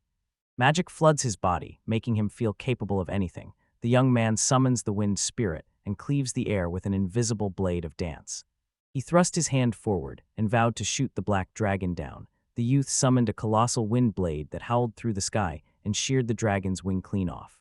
Shock slammed into the black dragon when he realized his wing had been torn away, and he hurtled straight down toward the ground. The monster slammed into the earth, cracking the ground beneath it, shot upright onto its paws and let out a shrill scream, glaring at the elves and the young man who had cut its wing. Klaus burst into a relieved laugh, declaring his fangs shattered and his fire breath snuffed, his ripped wing grounding him. He was truly just a lizard now. Hilda roared that they had to attack together now. The elves pooled their magic and decided to chain the monster, summoning writhing vines that lashed and wrapped around the dragon's body. This was the magic of the chains of roots. Red pictured the elves weaponizing the great tree's roots into writhing tentacles, and in the next heartbeat realized his thoughts would betray him. She gaped bewildered. She couldn't figure out who Red really was. You might call him unreliable, but he charged the black dragon face to face with fierce courage, and he was simply incredible. She stared at Red, thinking about his unreal healing. He'd knocked the dragon's breath right out of its system and sheared off an entire wing with one blow. She forced a small smile and fought a stammer. She'd never seen people like that, and a faint blush flared across her cheeks. Her face lit up the moment she saw Red. She shot her hand forward and snapped at the boy. Just get it over with. She implored him to pour his wind magic into her cupped palms. She realized her heart was hammering inside her chest. The boy hovered behind her and asked if he was doing the right thing. Hilda drew the arrow. The boy funneled his magic into her hand on the shaft and into the hand gripping the bow, and Hilda demanded he pour even more of his magic into her. Redis barked that everything was fine and ordered Hilda to release the arrow. A thunderous gale instantly roared and wrapped itself around the shaft. He lunges to bellow, "Open up," at the dragon, but the other elves force him down, yelling that the beast razed their homes. She roared that Hildegard Ederer and Rita Dixon would defeat him, fingers clenched on a loaded arrow knocked to her bow. She ordered the whirlwind's arrows to strike true, and at last she loosed one that screamed into the dragon's head as the monster locked eyes with his own death. The arrow impaled the dragon's skull. The beast froze stone still. The vines dropped their hold, and it crashed lifeless to the ground. Hild and Radaf froze, eyes locked on the fallen monster. Radaf blurted, "Did we really beat it?" And Hild turned to the boy with a fierce grin, "Yes, we did. Victory's ours." Hilda shot her hand skyward and ordered the warriors to unleash a victory cry that thundered through forests and cities, declaring these were the true warriors. Then a loud, savage roar ripped through the air. Villagers roared and danced through the streets as the joyous news exploded like fireworks. the elves exulted, staking their claim to forest and land and buzzing about the new friends they'd won. They hoisted goblets and thunderously toasted Red Dixon and Mina Dixon. The hero planted himself at the round table and toasted it all. Mina devoured mouthwatering dishes and lifted a glass with the other elves. The elf girl beside the heroes leaned in and asked Red how the drinks tasted, and if he liked them. He nodded and declared the fruit wine grew sweeter with every sip. She grinned and declared it meant Mr. Rita liked wine. She seized the jug and refilled the young man's glass, and he scratched his head awkwardly, letting out an embarrassed laugh. Mina grinned and declared the juice and food utterly delicious as the elf beside her slid a plate of goodies her way and urged her to try them, and Mina thanked him warmly for his kindness. Venus announced the holiday had returned. Reddest grinned, agreeing it seemed that way, and the elf youth fired off questions. What holiday was it, and where exactly was it? Nina said that 10 days ago, in a place called Morelia, the town erupted into a festival to celebrate the destruction of a pack of demonic wolves. The elf girl beside Rada gasped, shock lighting her face. They'd faced the demonic wolves too. Rada nodded, owning up that they hadn't done it alone this time. The young man lifts his gaze to the sky, mind racing, and warns that though the black dragon lies vanquished, the road from now on will only grow deadlier. The elf girl thrusts her palm out and flips it open, then whirls to Mr. Red, beckoning him to look. The young man blurts, "Are those really the seeds from the fruit we were served?" Oathgirl shut her eyes and summoned the spirit of the earth. A shimmering seal flared above her palms as she pleaded for the spirit to pour its power into life. The seed split and a tiny sprout shot to life in the girl's palms. Mina blurted to Mrs. Edita, "That's awesome." The girl grinned, "We're elves, we make plants grow," then flashed a sweet smile as a tree erupted from her hands. Ms. Edita winks beams, declaring the big tree will reach full size in about 3 years, and by summer the other trees will explode into lush, green life. A male elf strides up and bows to Mr. Red, apologizing for keeping him waiting. The boy's eyes snap open. He gasps he thought he'd never see the elder, Hilda and Klaus, then says they were just meeting to discuss the reward. The elder grimly announced the village's savings were meager, so the reward would be only 1/3 of whatever the black dragon's carcass fetched. Retta's jaw hit the floor as he choked out, "A third? Really, is it too much?" The elder shot back that they'd been a massive help. Some even insisted a third wouldn't be enough. Klaus urged the heroes to accept it. It's for Mirror's future. Red hesitated, dipped into a bow, and swore he'd take care of her. Wind blades and an air barrier blindsided him. He lunged at the dragon and snapped it into his storage with a skill as the youth warned the carcass would hog too much space. The huge dragon carcass vanishes, and he smirks, saying he'll keep the wing he hacked off. 1 wing, he reckons, will be enough to fill him. The elder roars that, because of the young man, they don't have to butcher it and can sell the carcass whole in the human city, and Klaus snaps they'll funnel the proceeds into the restoration. They even toss around the idea of teaming up with humans. Redder erupts with a grin, shouting that it'd be insanely cool. Hilda snaps that this isn't the only reward, and the elder, even the clouds, reel in shock and demand to know what the girl is doing. Hilda snaps that the young man seems to have no wife. Reed stares, baffled, and Hilda, pointing at him with a grin, declares that Hildegarda Ederer will be his bride. Every elf who'd been celebrating froze in stunned silence, Rada gaping with eyes wide and mouth open before he clutched his head and demanded what the girl meant, while the others swarmed Hilda, pressing her and asking if she could possibly be kidding. They whispered like a gathering storm, wondering if Hild had truly chosen to follow her older sister's footsteps now that she was openly talking about marrying a human. Irritation flared. She spun to the elves and shouted about his words, demanding they come straight to her.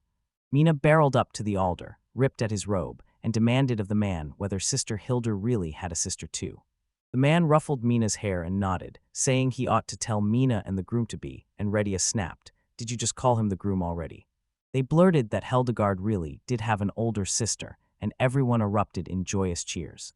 Elves hardly ever have children, and sisters are near myths, so each one is a treasure. 50 years ago something happened, and Hildegard was 260. Her older sister defied the tribe and bolted into the night with a human lover. From then on, Hildegard's hatred for people hardened into a blazing, unrelenting rage. She couldn't fathom how any man had the nerve to wrench her sister away. When the elven lord decreed elves must never touch humans again, Hilda, abandoned by her sister, ignited with defiance and threw every waking hour into forging herself into a warrior. She snorted, calling love and romance pure nonsense, a warrior through and through. Then Klaus suddenly mimicked Hilda. She exploded in fury, snapped that he'd asked for it, activated the seal, and drew her sword. The young man stalked after the girl and drew his sword, laughing as he taunted that the girl couldn't defeat her in close combat. The fight exploded to life. The other elves whooped and rallied behind Hilda and Klaus. Red scratched his head and, incredulous, asked whether the marriage was a joke. Mina caught the young man's jitters and awkwardly asked if everything was okay. The next morning the sun blazed. A massive seal sprawled on the ground and a harnessed cart sat beside it. Kaido asked eagerly if they could play together next time. Mina beamed and agreed, saying she'd be counting down to that moment.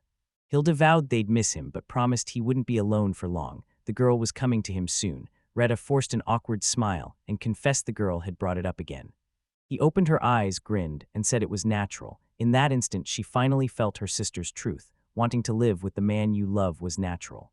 Rita burst out, "Are you serious? Him as your lover?" Hilda shrieked, flushing scarlet and pleading she couldn't be joking. She'd truly fallen in love with the young man.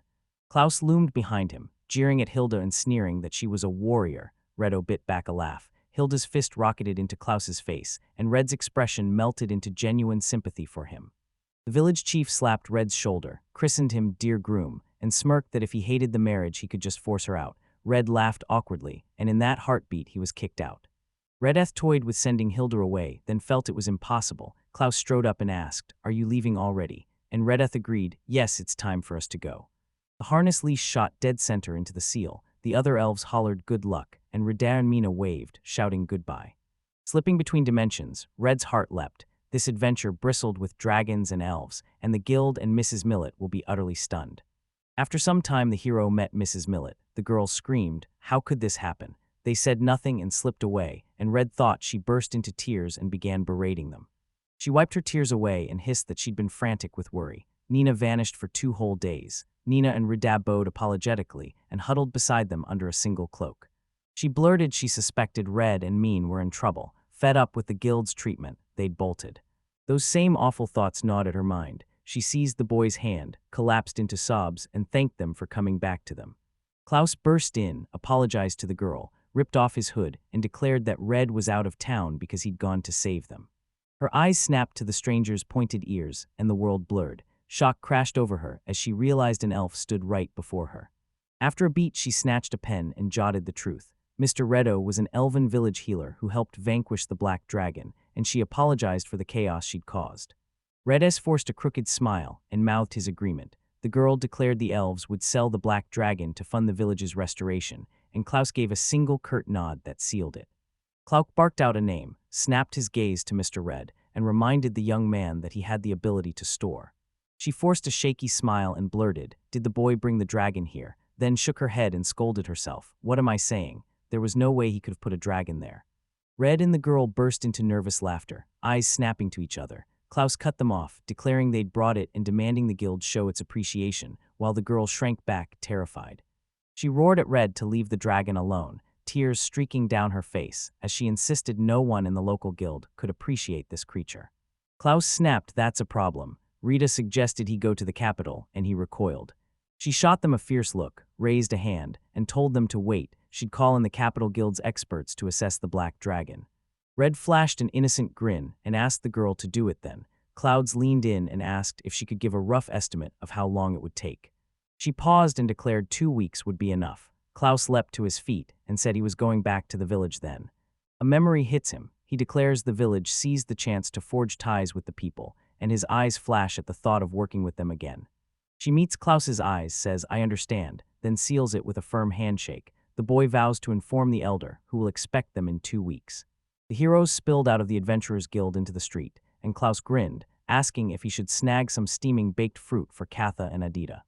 Weta throws back his head and laughs, telling Klaus he's a pretty good father, and Klaus shoots the boy a grin, saying he's not bad either. The boys drop into a bow. Klaus thanks Red for his help and bids him farewell. Red returns the bow and promises they'll meet again soon. Klaus ruffled Mina's hair and promised he'd bring Kat next time so they could play together. Mina beamed and eagerly agreed. They say goodbye. Rita's mind lingers on Klaus calling him father, and as he looks at Mina, he decides they need a proper talk. He reaches up to stroke the girl's head. Mina squeals that it tickles, then turns on the boy and snaps, "What's wrong with you?" Redis declared that when they returned they'd have to apologize to Riggs and Melon. Mean flashed a smile and nodded, siding with the young man. Night fell, everyone went to bed, and Mina slipped into a dream where a hooded girl hissed that Mina had only ever chased her own happiness and swore she'd never forgive her. Mina spun and froze when she saw Red, shattered to his core, his face a cold, emotionless mask. A hooded girl loomed behind him, bloody tears carving tracks down her face. Then she whipped a blade free and drove it into Red's neck while Mina could only choke out, "Stop." Mina jolted awake from the stream, sprang from her bed, saw Red beside her and gasped it was only a dream. She clutched the young man's hand and wept, clinging to him through the night. The next morning, Nosha barged into the Adventurers Guilds to meet Millet. After her report, Red announced there was no trace of anyone searching for Mina. She nodded sharply, declaring their royal capital headquarters had already sent word to every branch. She dropped to her knees, begging the young man's pardon for failing to help. Rita waved his hands off and said the girl needn't bow. He was already grateful to her. After a moment, Rida darts to Mina's side, apologizing for keeping her waiting. With no tasks today, they can just take a walk, and Mina lights up, instantly agreeing with the young man. They stroll through the city and spill onto a buzzing shopping street, the guys passing a shop where ripe, juicy vegetables lie piled and gleaming. They tumbled into a sweet shop where a cute girl was calling out, and Nina's jaw dropped at the towering pile of cookies. Rita digs into the sweets and gasps as a wave of delicious flavor explodes, while Mina bites into the cookies and freezes, thrilled by their lightning-crisp crunch. Rita looked at the girl and thought everything was finally falling into place. The walk had clearly set Mina's spirits ablaze. 3 nights ago she sobbed until the air left her, sunk in relentless despair. A vicious nightmare had ripped through her sleep. Some time later, leaving the candy store behind, Red and Mina charged onto a bridge arcing over a narrow river.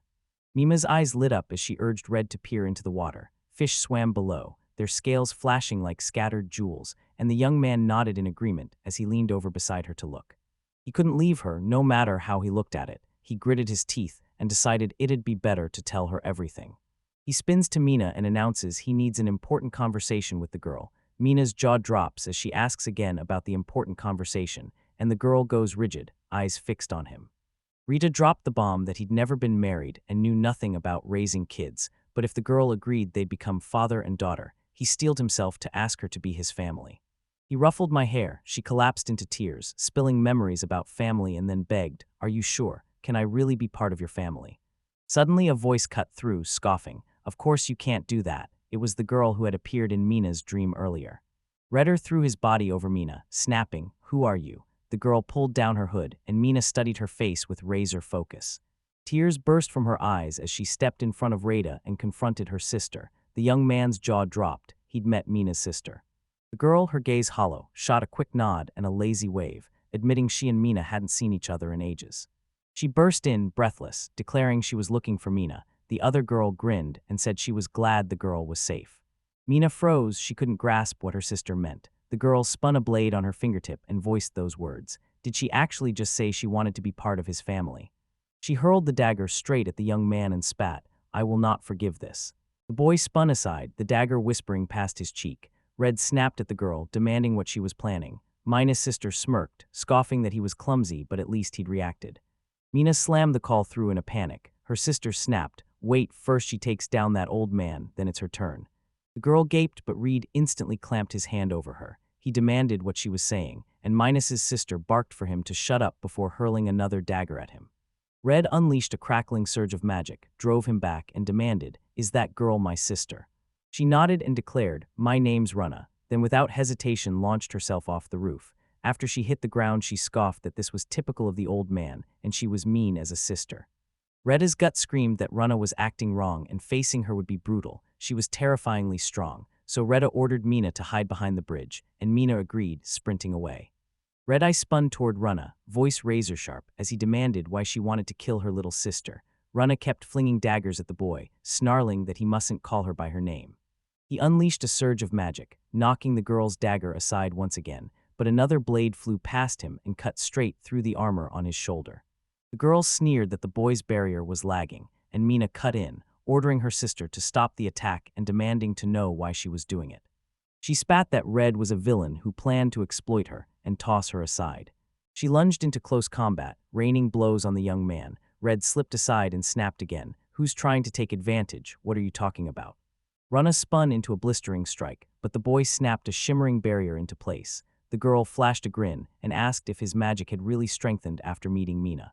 Red's jaw dropped. Rana sprang aside and shouted that he was using Mina's skill, gift. She etches several glowing seals and daggers scream outward from them. Retta snaps, demanding what the gift is and what else it hides. Red darted aside with practiced grace. Rana leans in, shouting that the young man knows Mina's skill strengthens the nearest target. Red shook out his cape and bellowed that now he finally understood why he'd recently realized he'd been able to heal a dozen people and why he'd even managed to cut off a dragon's wing. Rana blinked, confusion crackling through her. She couldn't make heads or tails of a single word the young man said. At that moment, Mina yanked their attention, begging her sister to stop because she swore Retta wasn't a bad person. Rana formed a seal and flung a dagger that landed at Mina's feet as a girl screamed, "I told you, she's next." Rana stormed in, demanding, "What are you doing?" She pressed that she was your sister and they were family, pointing out the young man had already noticed she'd been watching them for days.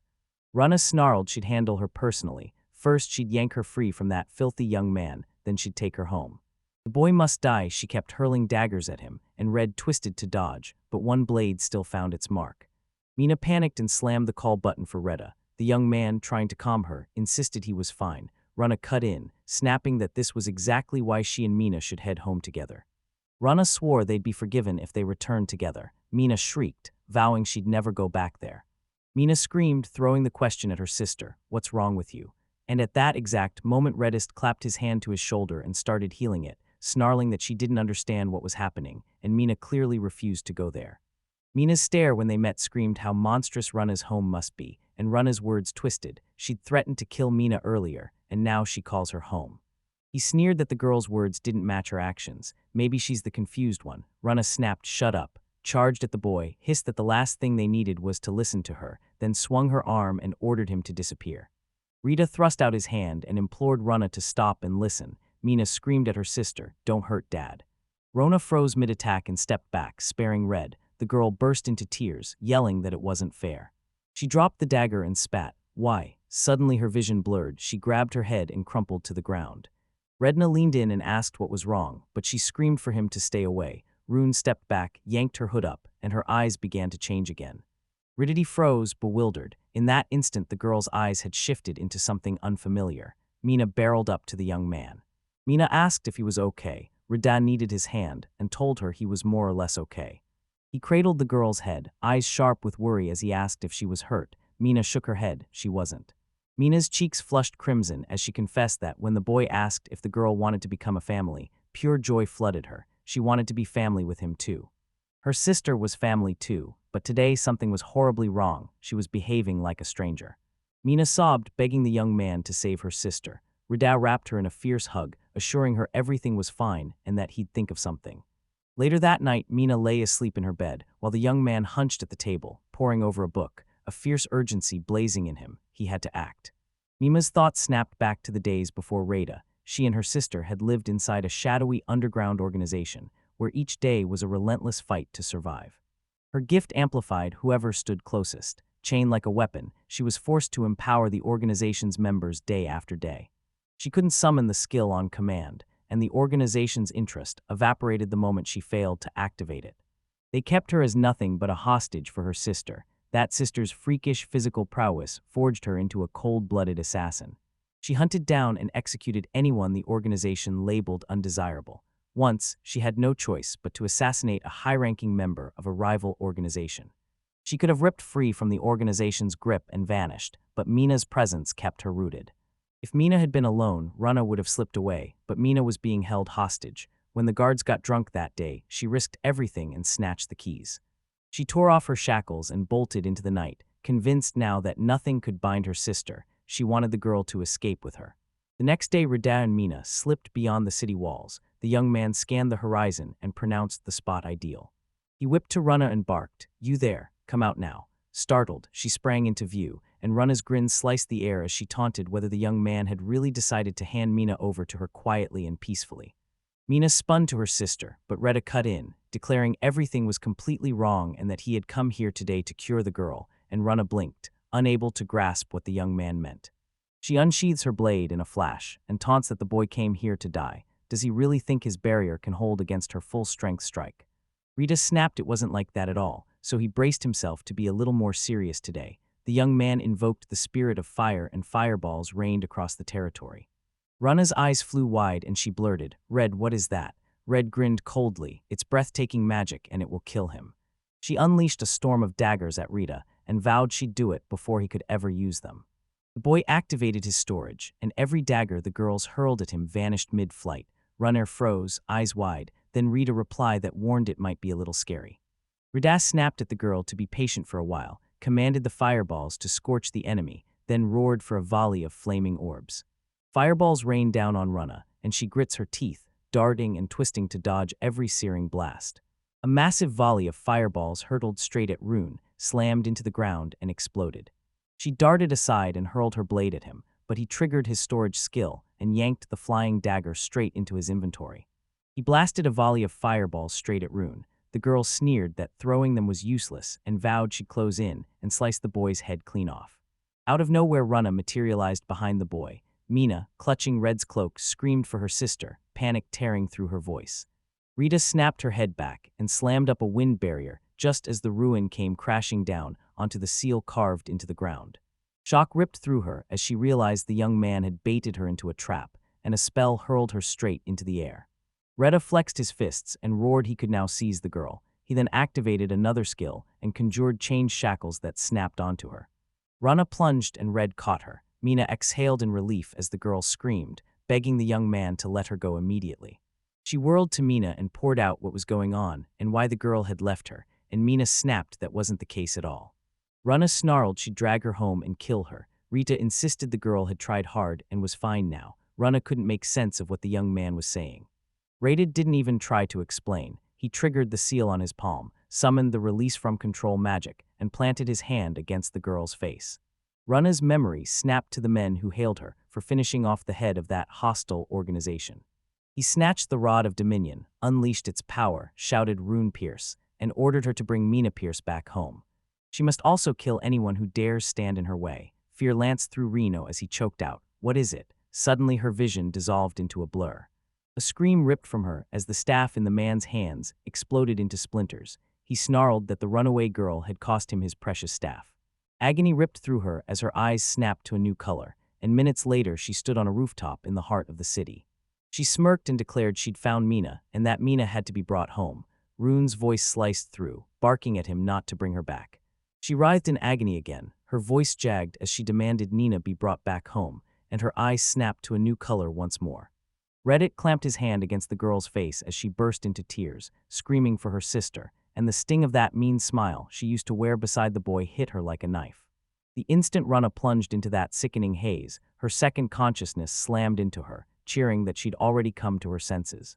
Rana clutched her head, dazed and frantic, desperate to know why she was here. The girl watched Rada stroke Mina's hair and demanded, "Why only Mina? That's not fair." A dark aura began to devour her. The girl shouted it wasn't fair at all, and Rana's other personality snapped it wasn't so, warning that emotions mustn't take over. Mina begged it to stop as the dark aura devoured her. It wasn't fair. Rana, staring into her eyes, knew the control couldn't be snuffed out, and Mina screamed for someone to save her. Tears blurring her vision, she vowed she'd kill them. At that moment, Rita slammed his hand onto Rana's face, and the girl cried out for someone, anyone, to help her.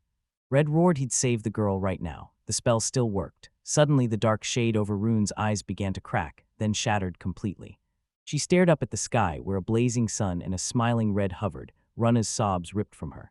Just then Mina called out. Rana sprang aside and snapped, "Don't you dare come near me." Tears streaking down her face, she confessed she'd said so many cruel things. Mina shouted, "It's okay, I understand everything perfectly." Rana dropped to her knees and begged Mina's forgiveness. Seeing Mina so happy here ignited a fierce jealousy in her. She wondered why that joy wasn't hers, and then anger boiled over. Nina barreled up to her sister Rana, breathless and apologizing for running off alone. Rana stroked her hair and murmured not to apologize. She did nothing wrong. Rana's face flared scarlet as she snapped at her to watch Mina. She had to rush back. She needs to sprint back and claim Mina's dead, then improvise a cover story on the spot. Panic slammed into Nina, an astrosister, when she insisted she'd come back and cobble together a plan. Rita bellowed that she couldn't do that and he would never allow it. Rana snapped she had to act now. If she didn't, they'd come hunting for them, and she swore he'd figure out how to get rid of them and keep the girls safe. Fear shook Rana as she clamped her lips and balled her hand into a white-knuckled fist. Retta offered her a home with him and Mina told him she wanted them to be a family. Then Rana is part of their family too, the girl smirked. revealing the boy had suggested something bizarre. Rita seized her by the shoulders and snarled that he didn't care whether he'd proposed or not. Rana saw it and felt happy. He swore he'd make Rana happy, then dropped a bomb, asked her to join their family, and the girl froze, utterly speechless. Tears streamed down Mina's face as she choked out, "I agree." She'd put her trust in the young man now. Then she crashed into Rana in a desperate embrace. Tears spilled as the girls clung together. Rana choked out an apology to Mina for scaring her. Rita swept in and hugged them with a smile, and the heroes stood huddled in the middle of the field as a soft wind tugged at their clothes. Moments later, Mino clung to Red's neck, giggling daddy into his shoulder, and her friend laughed, saying Mino calls Red with such tender, sweet affection. The man leaned in and asked her name. Rana shot back with a bright smile, "Rana Dixon, Mina's sister, and I'm very pleased to meet you." Red spun to face Rana. The girl asked, "What's wrong?" and he blurted that he'd been wondering what she'd call him. Luna toys with her fingers, mind racing, then smirks and declares she'll call him Daddy. The man grinned, saying it sounded perfect. Rana snapped that there had already been a proposal. What else could it be called? And the young man froze, stunned that Rita had proposed to her. Rita scoffed and brushed it off, declaring the girl far too young. Rana stuck out her tongue and shot back, "Next month I'll be old enough." Rana shot up and declared they should get to the guild already. Retta barked, "Since when did you become like this?" while Mina's heart swelled with relief at her sister's bright cheer. He watched them grin wide, said it seemed like it was about to get even more fun now, and laughed with the young man. The heroes rushed back to the Adventurers Guild to tell Mrs. Millet everything. She turned to Mina, eyes shining, and said she was overjoyed the girl had met her sister, and Mina thanked her.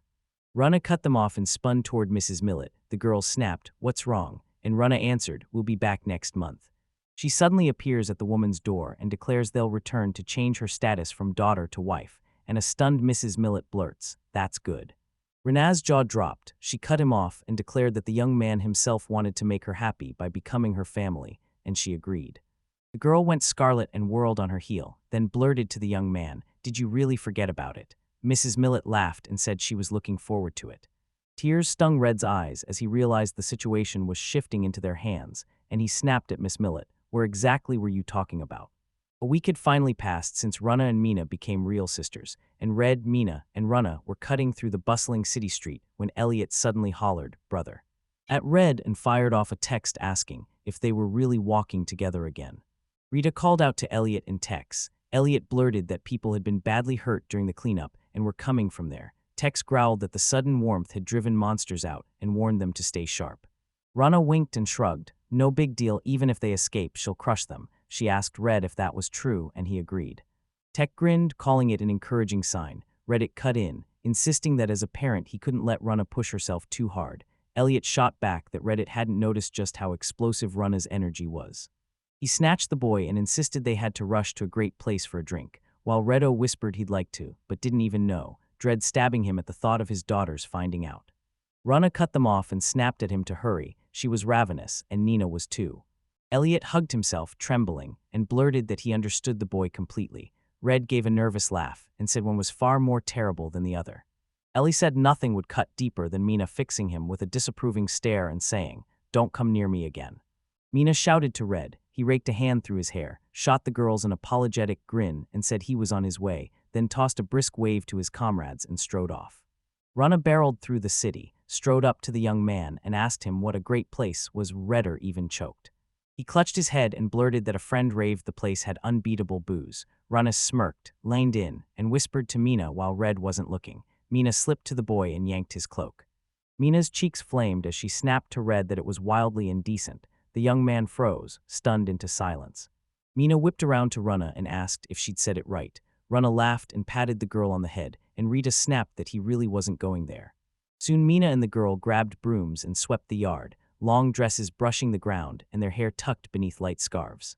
Rana and the man were whipping up a meal when a girl burst in, breathless, claiming she'd heard a man named Rita Dixon was staying with them.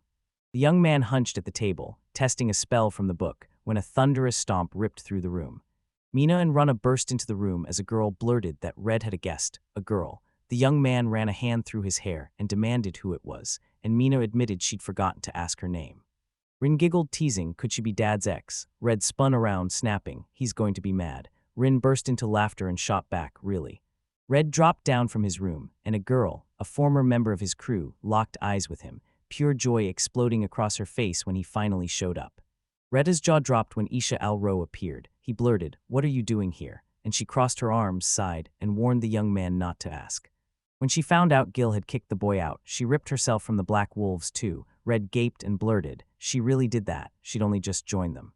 Aisha clung to Gil's cutting words. He'd told her she could get lost if she wasn't happy, and she spat those words at the young man before storming off. Rana scowled and snapped that the healer couldn't have been kicked out of the group just like that. What on earth was the leader thinking? A spark hit Rana. She blurted that the boy had been using his hands and talking to girls. Rita spun around and snapped it wasn't like that. Noctu and Rosalie were crushing on Gil. Mina blurted, "What about Aisha?" Aisha's cheeks flamed as she choked out, "Is it really about me?"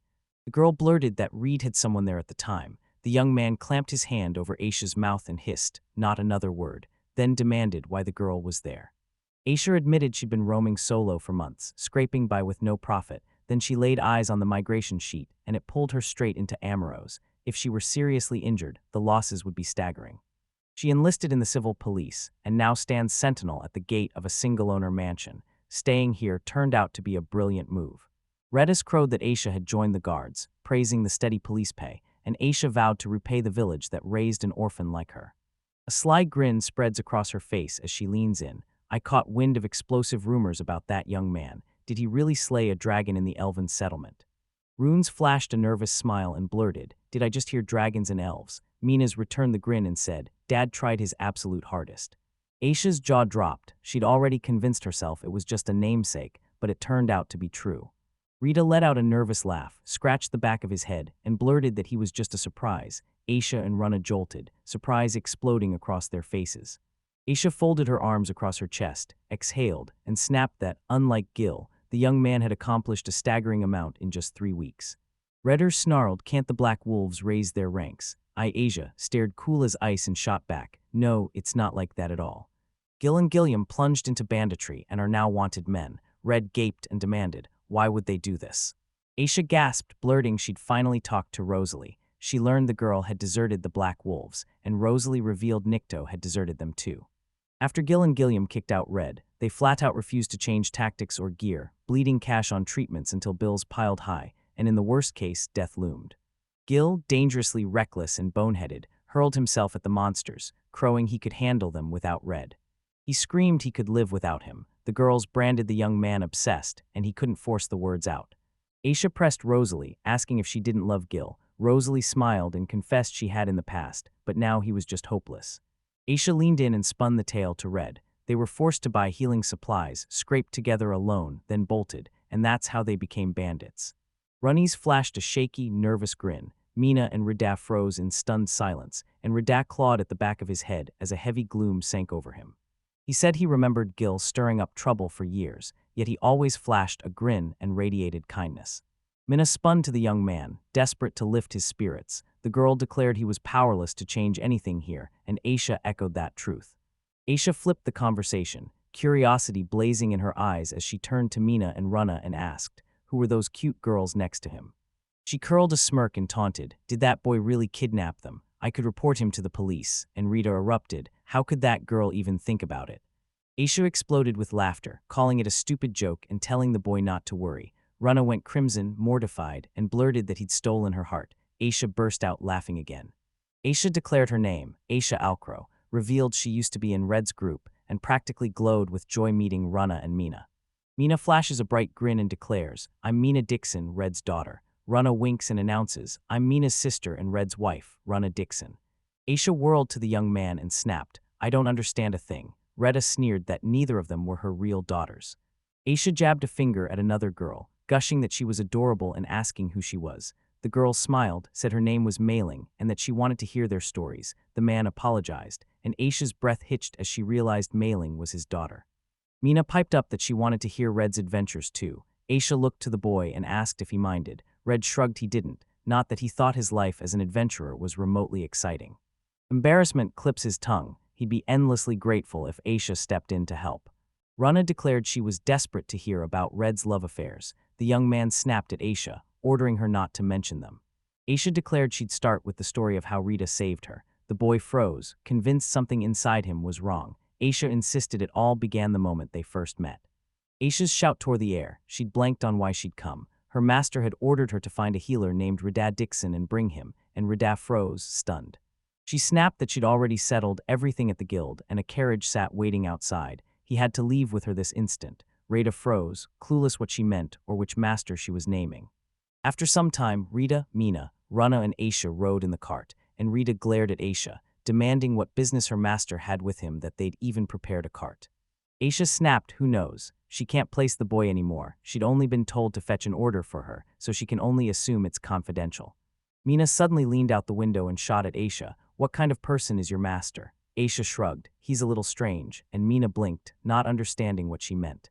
Aisha flashed a smile and said that if they labeled him an aristocrat, he abandoned the family estate and forged a city on the very border.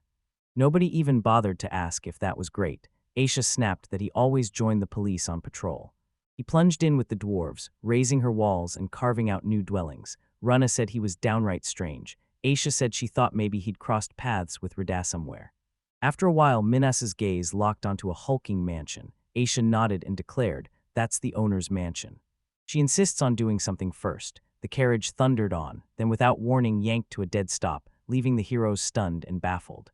Rana exhaled sharply and announced they had guests. Retta snapped at the girl. "What do you mean?" The young man leaned to the carriage window, peered out, and demanded to know what was going on. Suddenly, dozens surged in front of the carriage, blocking its path and yelling for the driver to stop. He insisted they were kind because they'd truly decided to stop. He leveled his sword in front of them and snarled, "Do us a favor, just die." Aisha drew her blade and snapped, "Do you even know whose cart this is and where it's headed?" He scowled and shot back, "Why should that matter to me? There's a healer in the cart." A voice ripped through the air, "Do you really need a healer?" And we looked up to find Rana perched on the carriage roof, the girl announcing their answer would be a refusal. Shock slammed into Ridu as Aisha screamed at Rana for that reckless stunt. It was dangerous, and in an instant Rana vanished from the cart's roof. A sickening, wet sound ripped through the air as Aisha spun and saw Rana standing there. The man with the sword collapsed at her feet, his life stolen by her blade. The man crumpled to the floor, darkness snatching away his consciousness. Aisha froze, eyes wide and blurted, what just happened? Runis posed like an innocent child, casually twirling her curved dagger as a man flashed up at her side, sneered at the girl, then lunged with his sword. Rana hurled a dagger straight at his neck. The men gaped, clueless about who she was, and all three lunged at her in unison.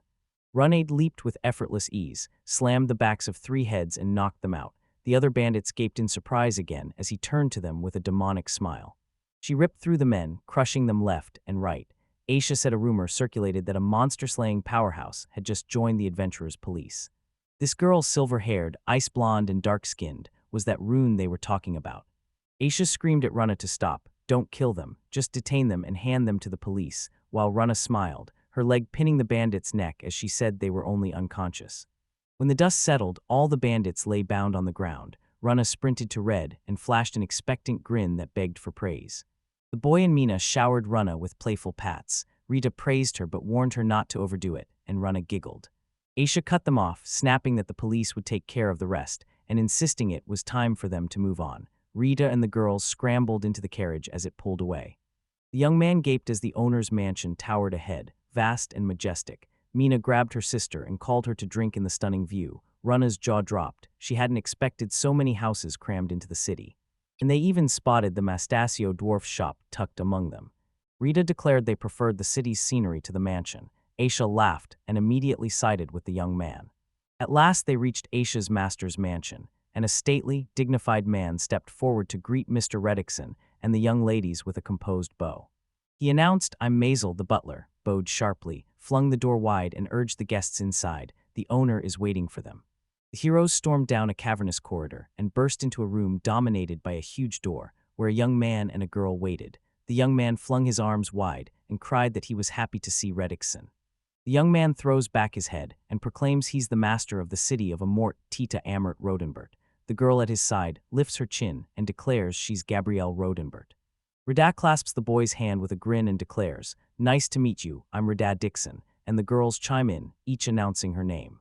They sank onto the sofas. Tita said they'd been briefed about the incident. She and Gabriel bowed, and the young man urged the guests to let them apologize first for what had happened. Rana gasped, stunned to see the nobility bowing their heads to the commoners. They suddenly seemed worth something, and she said Tito was very strange, just like she'd been told.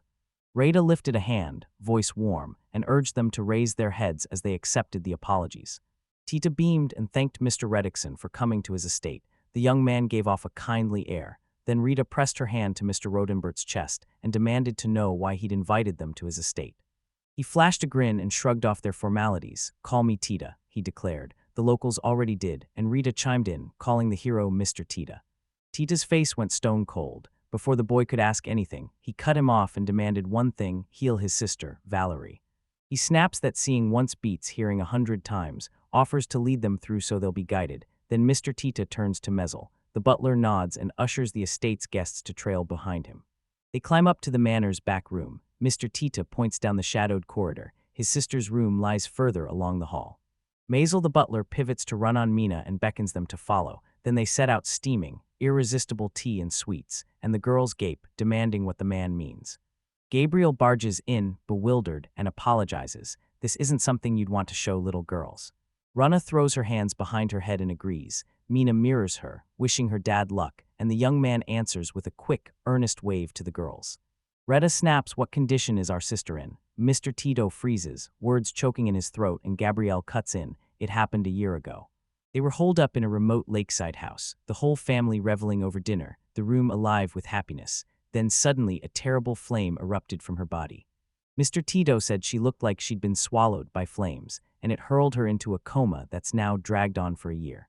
Rana demanded, "Did a doctor examine her?" Mr. Tito sighed and conceded they had. Doctors had already checked her, and even the capital's healers had come and proved powerless.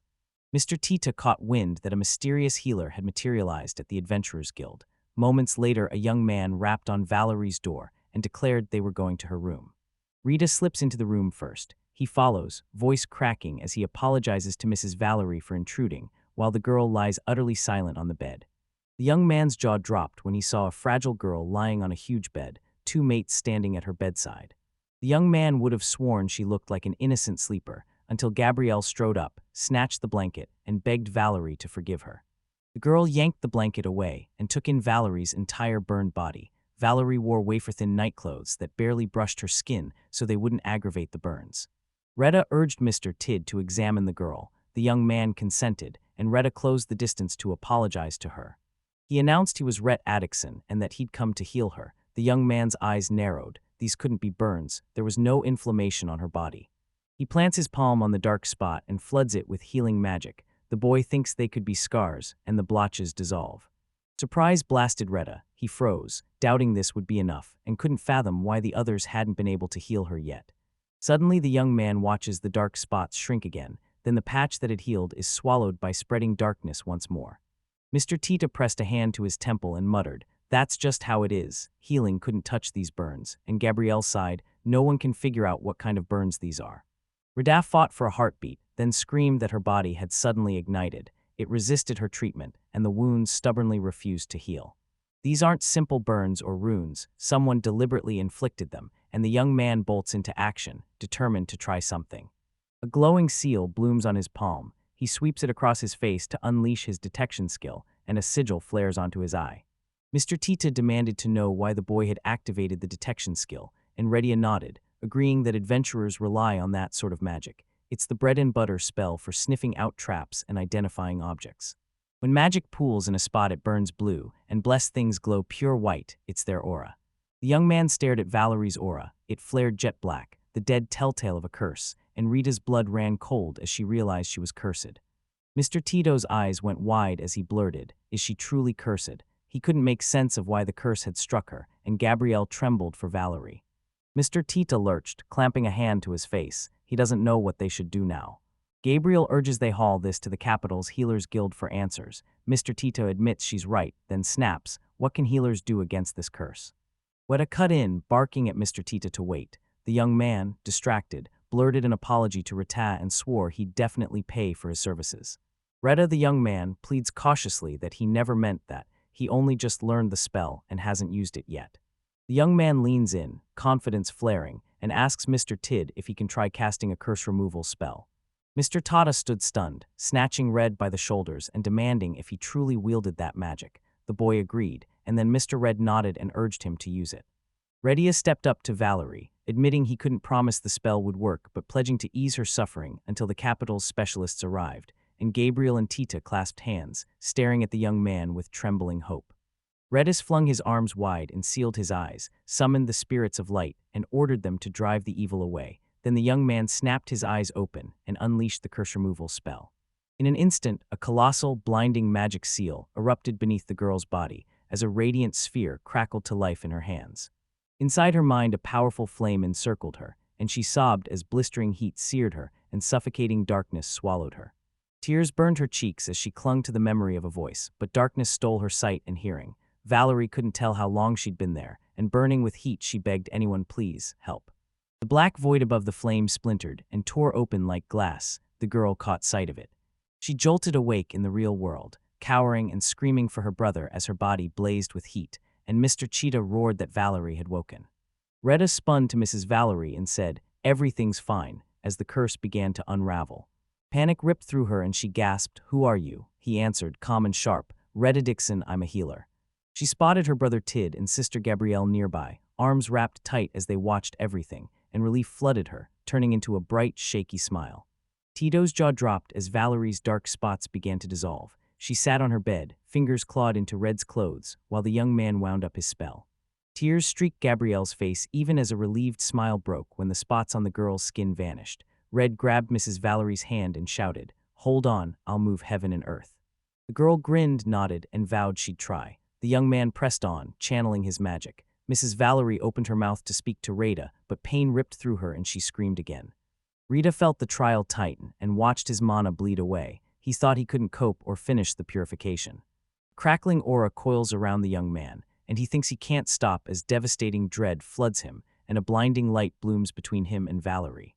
Red poured the last of their mana into being, and a dazzling blast curled into a vortex that whipped hair and clothes. Lord Tita and Gabriel slammed their hands up to shield their faces from the glare. Tata squinted, bewildered by a blinding light he couldn't place. When it finally faded, Reddit and Valerie were sitting on the bed.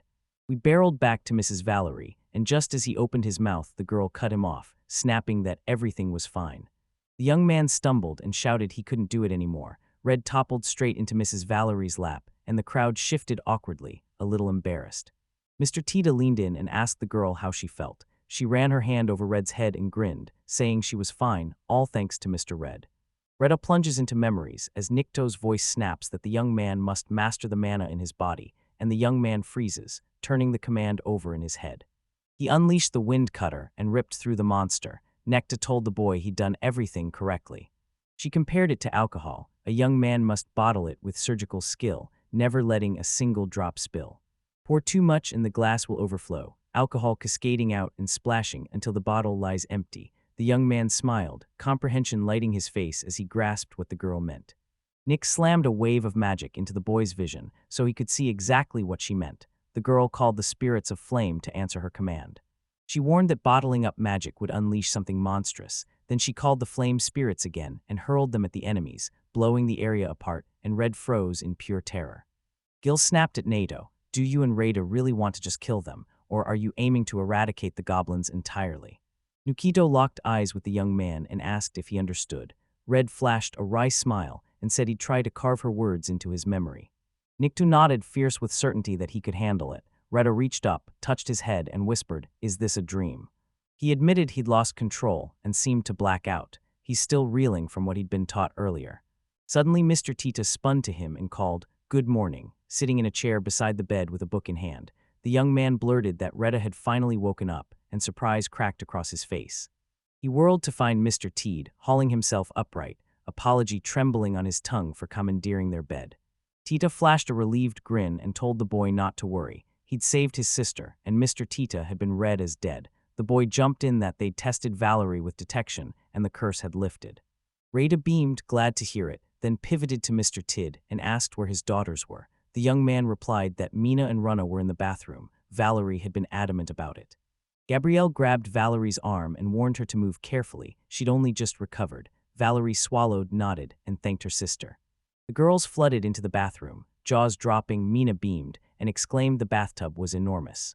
Aisha shook her head and snapped, "Why am I even here?" Still on duty and squeezed into a suffocating crush of bodies.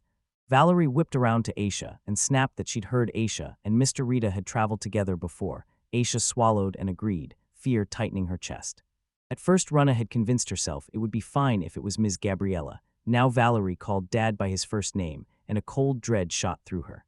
Valerie gushed the bat was gorgeous and it washed her in a wonderful rush. Rana echoed her. Aisha cut in, pressing Valerie for why she'd called them all. Rana shrank back, terrified, wondering why Aisha had asked her.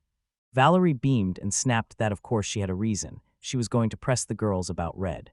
Gabriella's eyes snapped wide as she gasped. This is really it. Valerie blushed and agreed, whispering, love at first sight. Rana seethed, trembling on the verge of erupting with furious rage.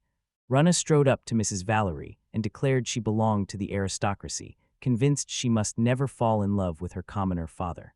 Valerie insisted everything was fine. Gabriel boasted that, as a reward, Tita was even ready to marry her to him, but the girl stepped in and stopped her.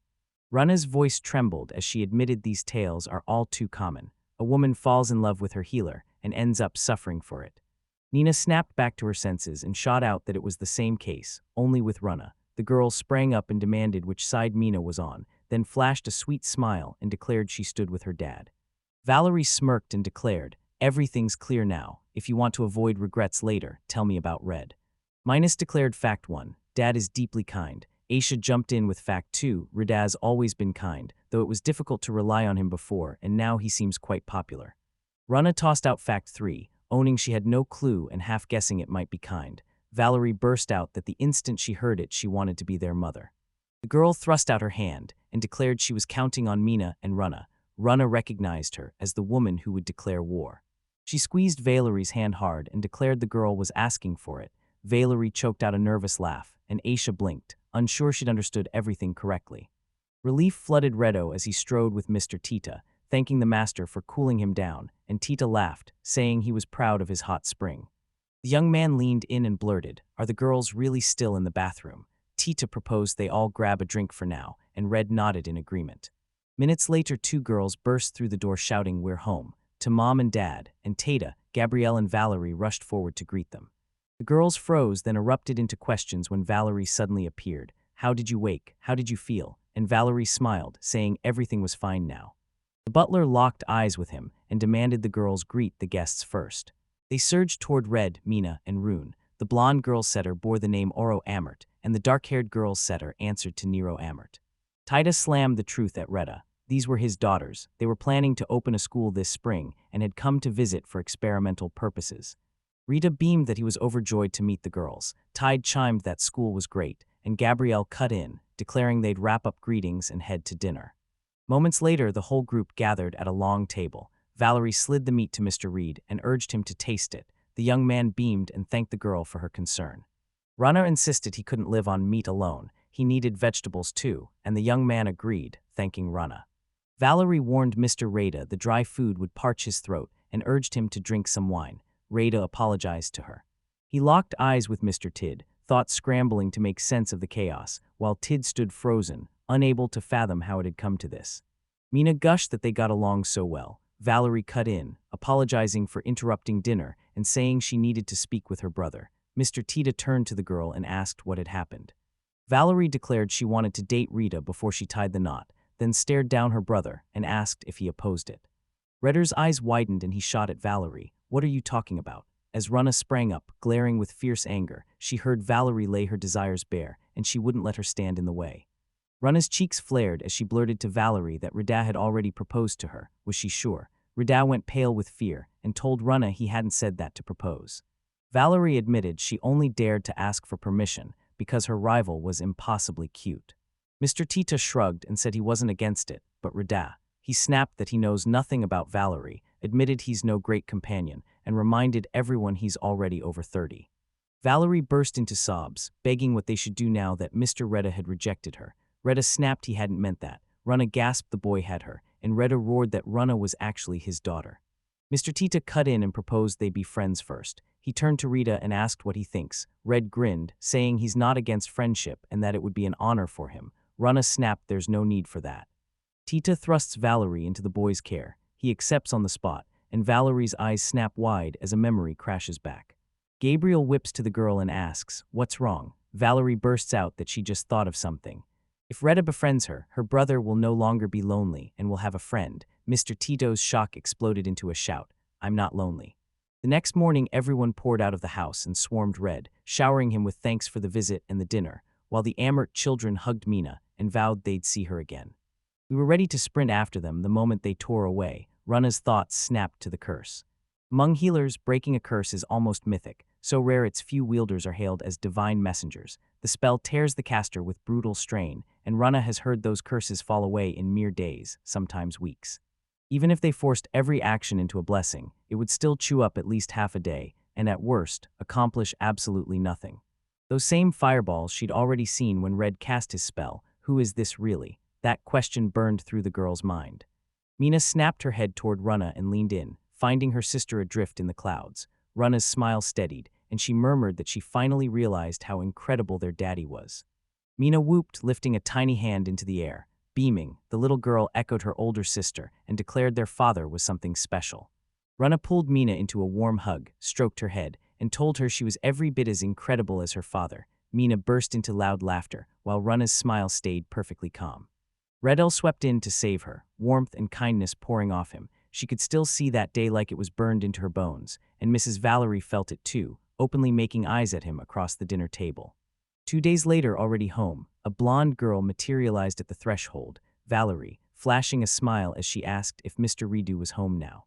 Rana's gaze locked on the off-balance girl the instant Mrs. Valerie stepped in. She spun, clamped down on a storm of feeling, and barked, "What is Mrs. Valerie doing here?" Valerie's grin widened as she swept her arm aside to point, and just then Mr. Tita stepped in, holding his bandaged hand aloft and saying he was slightly hurt. They stormed into the master's room. Rida mendied him in a heartbeat. The healed man demanded how Tita had ended up like this, and the other confessed he decided to teach the thugs who'd attacked the healer a lesson. Valerie kept circling, eyes snapping to Red's room, while the healer himself pressed Tid in surprise. Had he been able to dig up anything interesting about the bandits? The instant Tata launched into his story, a blood-curdling scream ripped up from the first floor, an adult man bellowing, brazenly demanding someone bring a doctor at once.